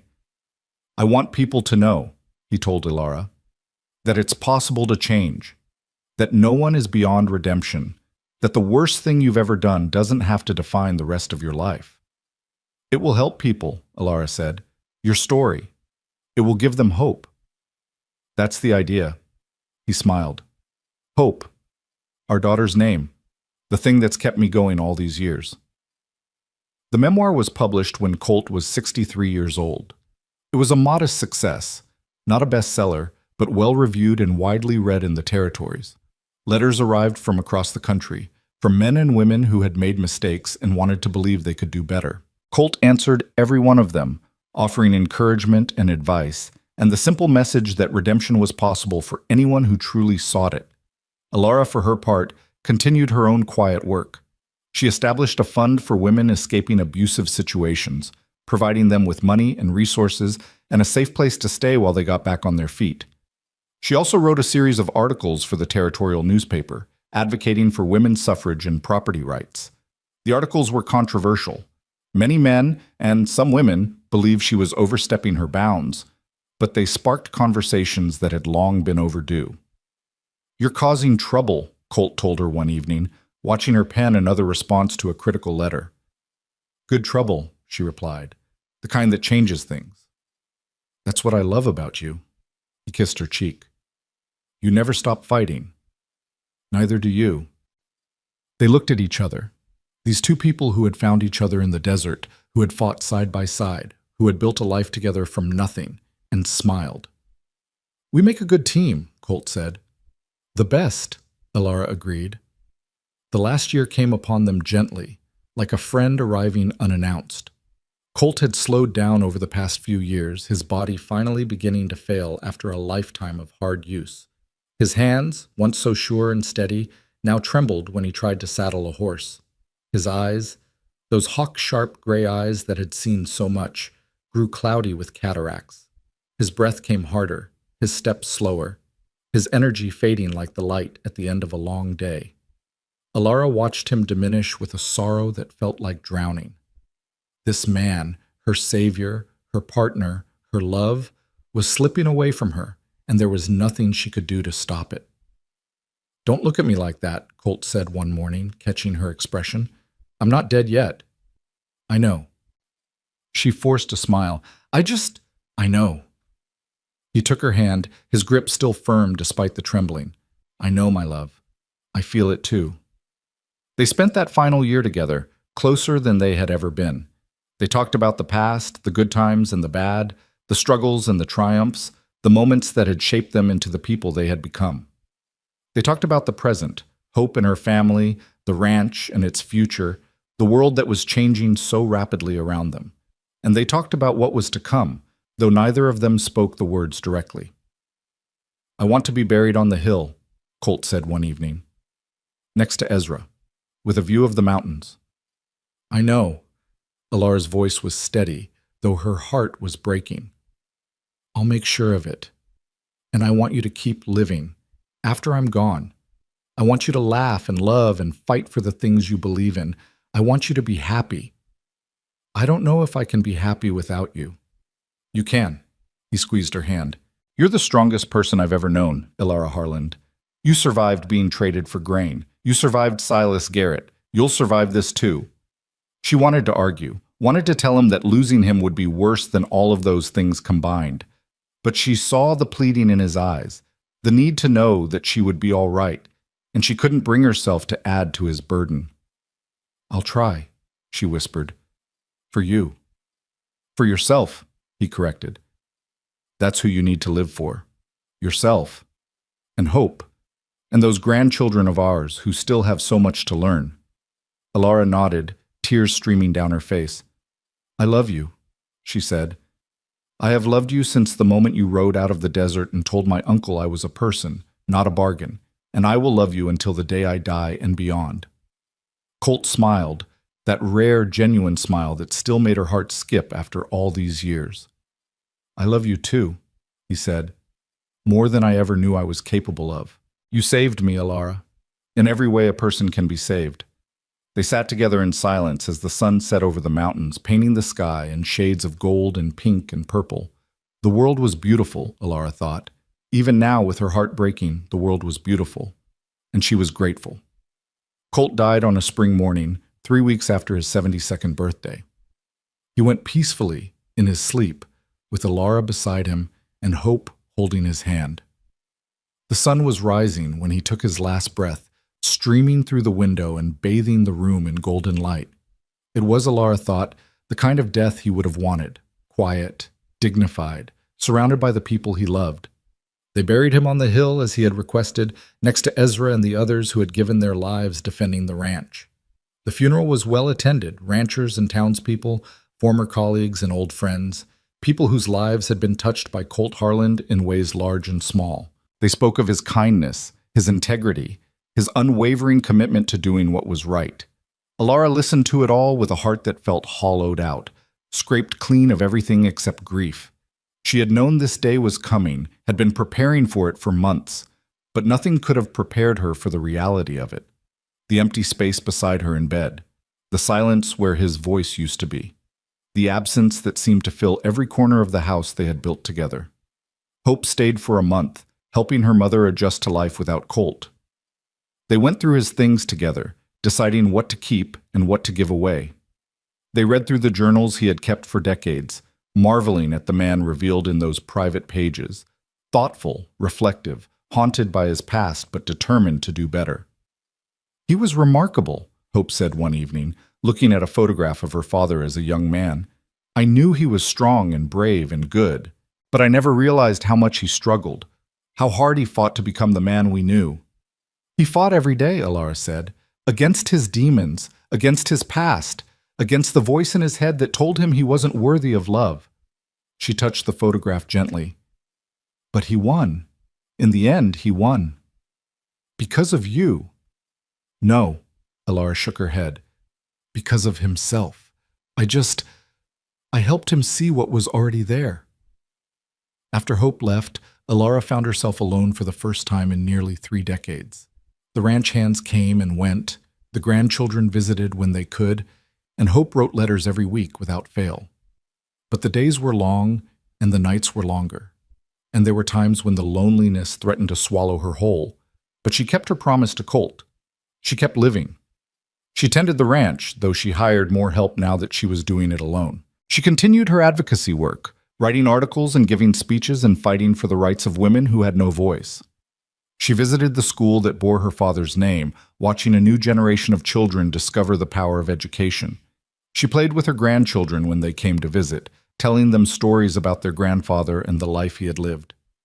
And slowly, gradually, the sharp edge of grief began to soften. She would never stop missing Colt, would never stop reaching for him in the middle of the night, never stop turning to share a joke or a thought, only to find empty space where he used to be. But she learned to carry the loss, to let it become part of her rather than something that consumed her. She learned to find joy again, in sunsets and starlight, in the laughter of children, in the simple pleasure of a job well done. She was 70 years old when she decided to write her own memoir. It took her 3 years to complete. 3 years of remembering and writing and crying and laughing and digging into corners of her past she had long avoided. The result was a slim volume, not much more than 200 pages, that told the story of a girl who had been traded for grain and the cowboy who had seen her humanity when no one else would. She called it Not Your Bargain. The book was published in the fall of her 73rd year. Unlike Colt's memoir, which had been a modest success, Alara's became something more. It struck a chord with women across the country, women who had been used and discarded, who had fought their way out of impossible situations, who were hungry for stories that showed them they were not alone. Letters poured in by the hundreds. Women wrote to share their own stories, to thank Alara for her courage, to ask for advice on how to survive. Alara answered as many as she could, offering the same message over and over. You are not a commodity. You are a person. Your life belongs to you. Choose it wisely. Hope read the book and wept. I never knew, she said. I knew the outline, but I never understood how terrible it was. How brave you were. How lucky I am to be your daughter. You're not lucky, Alara said. You're loved. There's a difference. Is there? Alara thought about it. Maybe not. Maybe love is just luck, finding the right person at the right time, choosing to stay with them through everything. Your father and I were lucky to find each other, but we also chose each other every day for 30 years. That's not luck. That's love. Hope nodded slowly. That's what I want. What you and Papa had. A love that's both lucky and chosen. Then look for it, Alara said, and when you find it, hold on tight. It's the most precious thing in the world. The last spring of Alara's life was warm and beautiful, the kind of spring that seemed to promise endless possibility. The wildflowers bloomed in riots of color across the hillsides. The creek ran full and clear, and the cattle grazed contentedly in pastures that were lush and green. She spent most of her days on the porch now, watching the world turn and thinking about the life she had lived. It had been a good life, she decided. Harder than most, maybe, but fuller too. She had known love and loss, joy and sorrow, triumph and despair. She had been broken and rebuilt, damaged and healed. She had made a difference in the world, however small. And she had been seen, really seen, by a man who had looked at her and recognized her humanity when everyone else saw only a commodity. That was the thing, she thought. That was what it all came down to. Being seen, being known, being loved not for what you could provide, but for who you were. Colt had given her that, and she had given it to him in return. Two broken people, saving each other, filling the holes in each other's souls. It was everything. On the last day, Hope was there. She had come for a visit, bringing her children and grandchildren, filling the old ranch house with noise and laughter and life. They had a big dinner on the porch, watching the sunset paint the mountains in colors that seemed almost too beautiful to be real.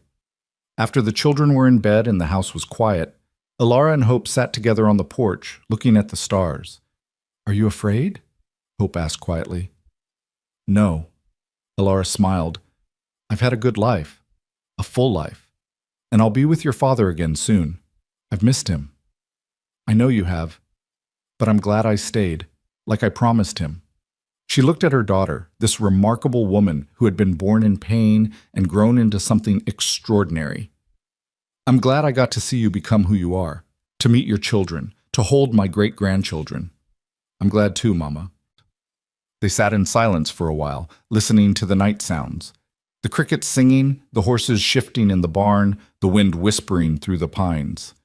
I want you to know something, Ilara said finally, in case I don't get another chance to say it.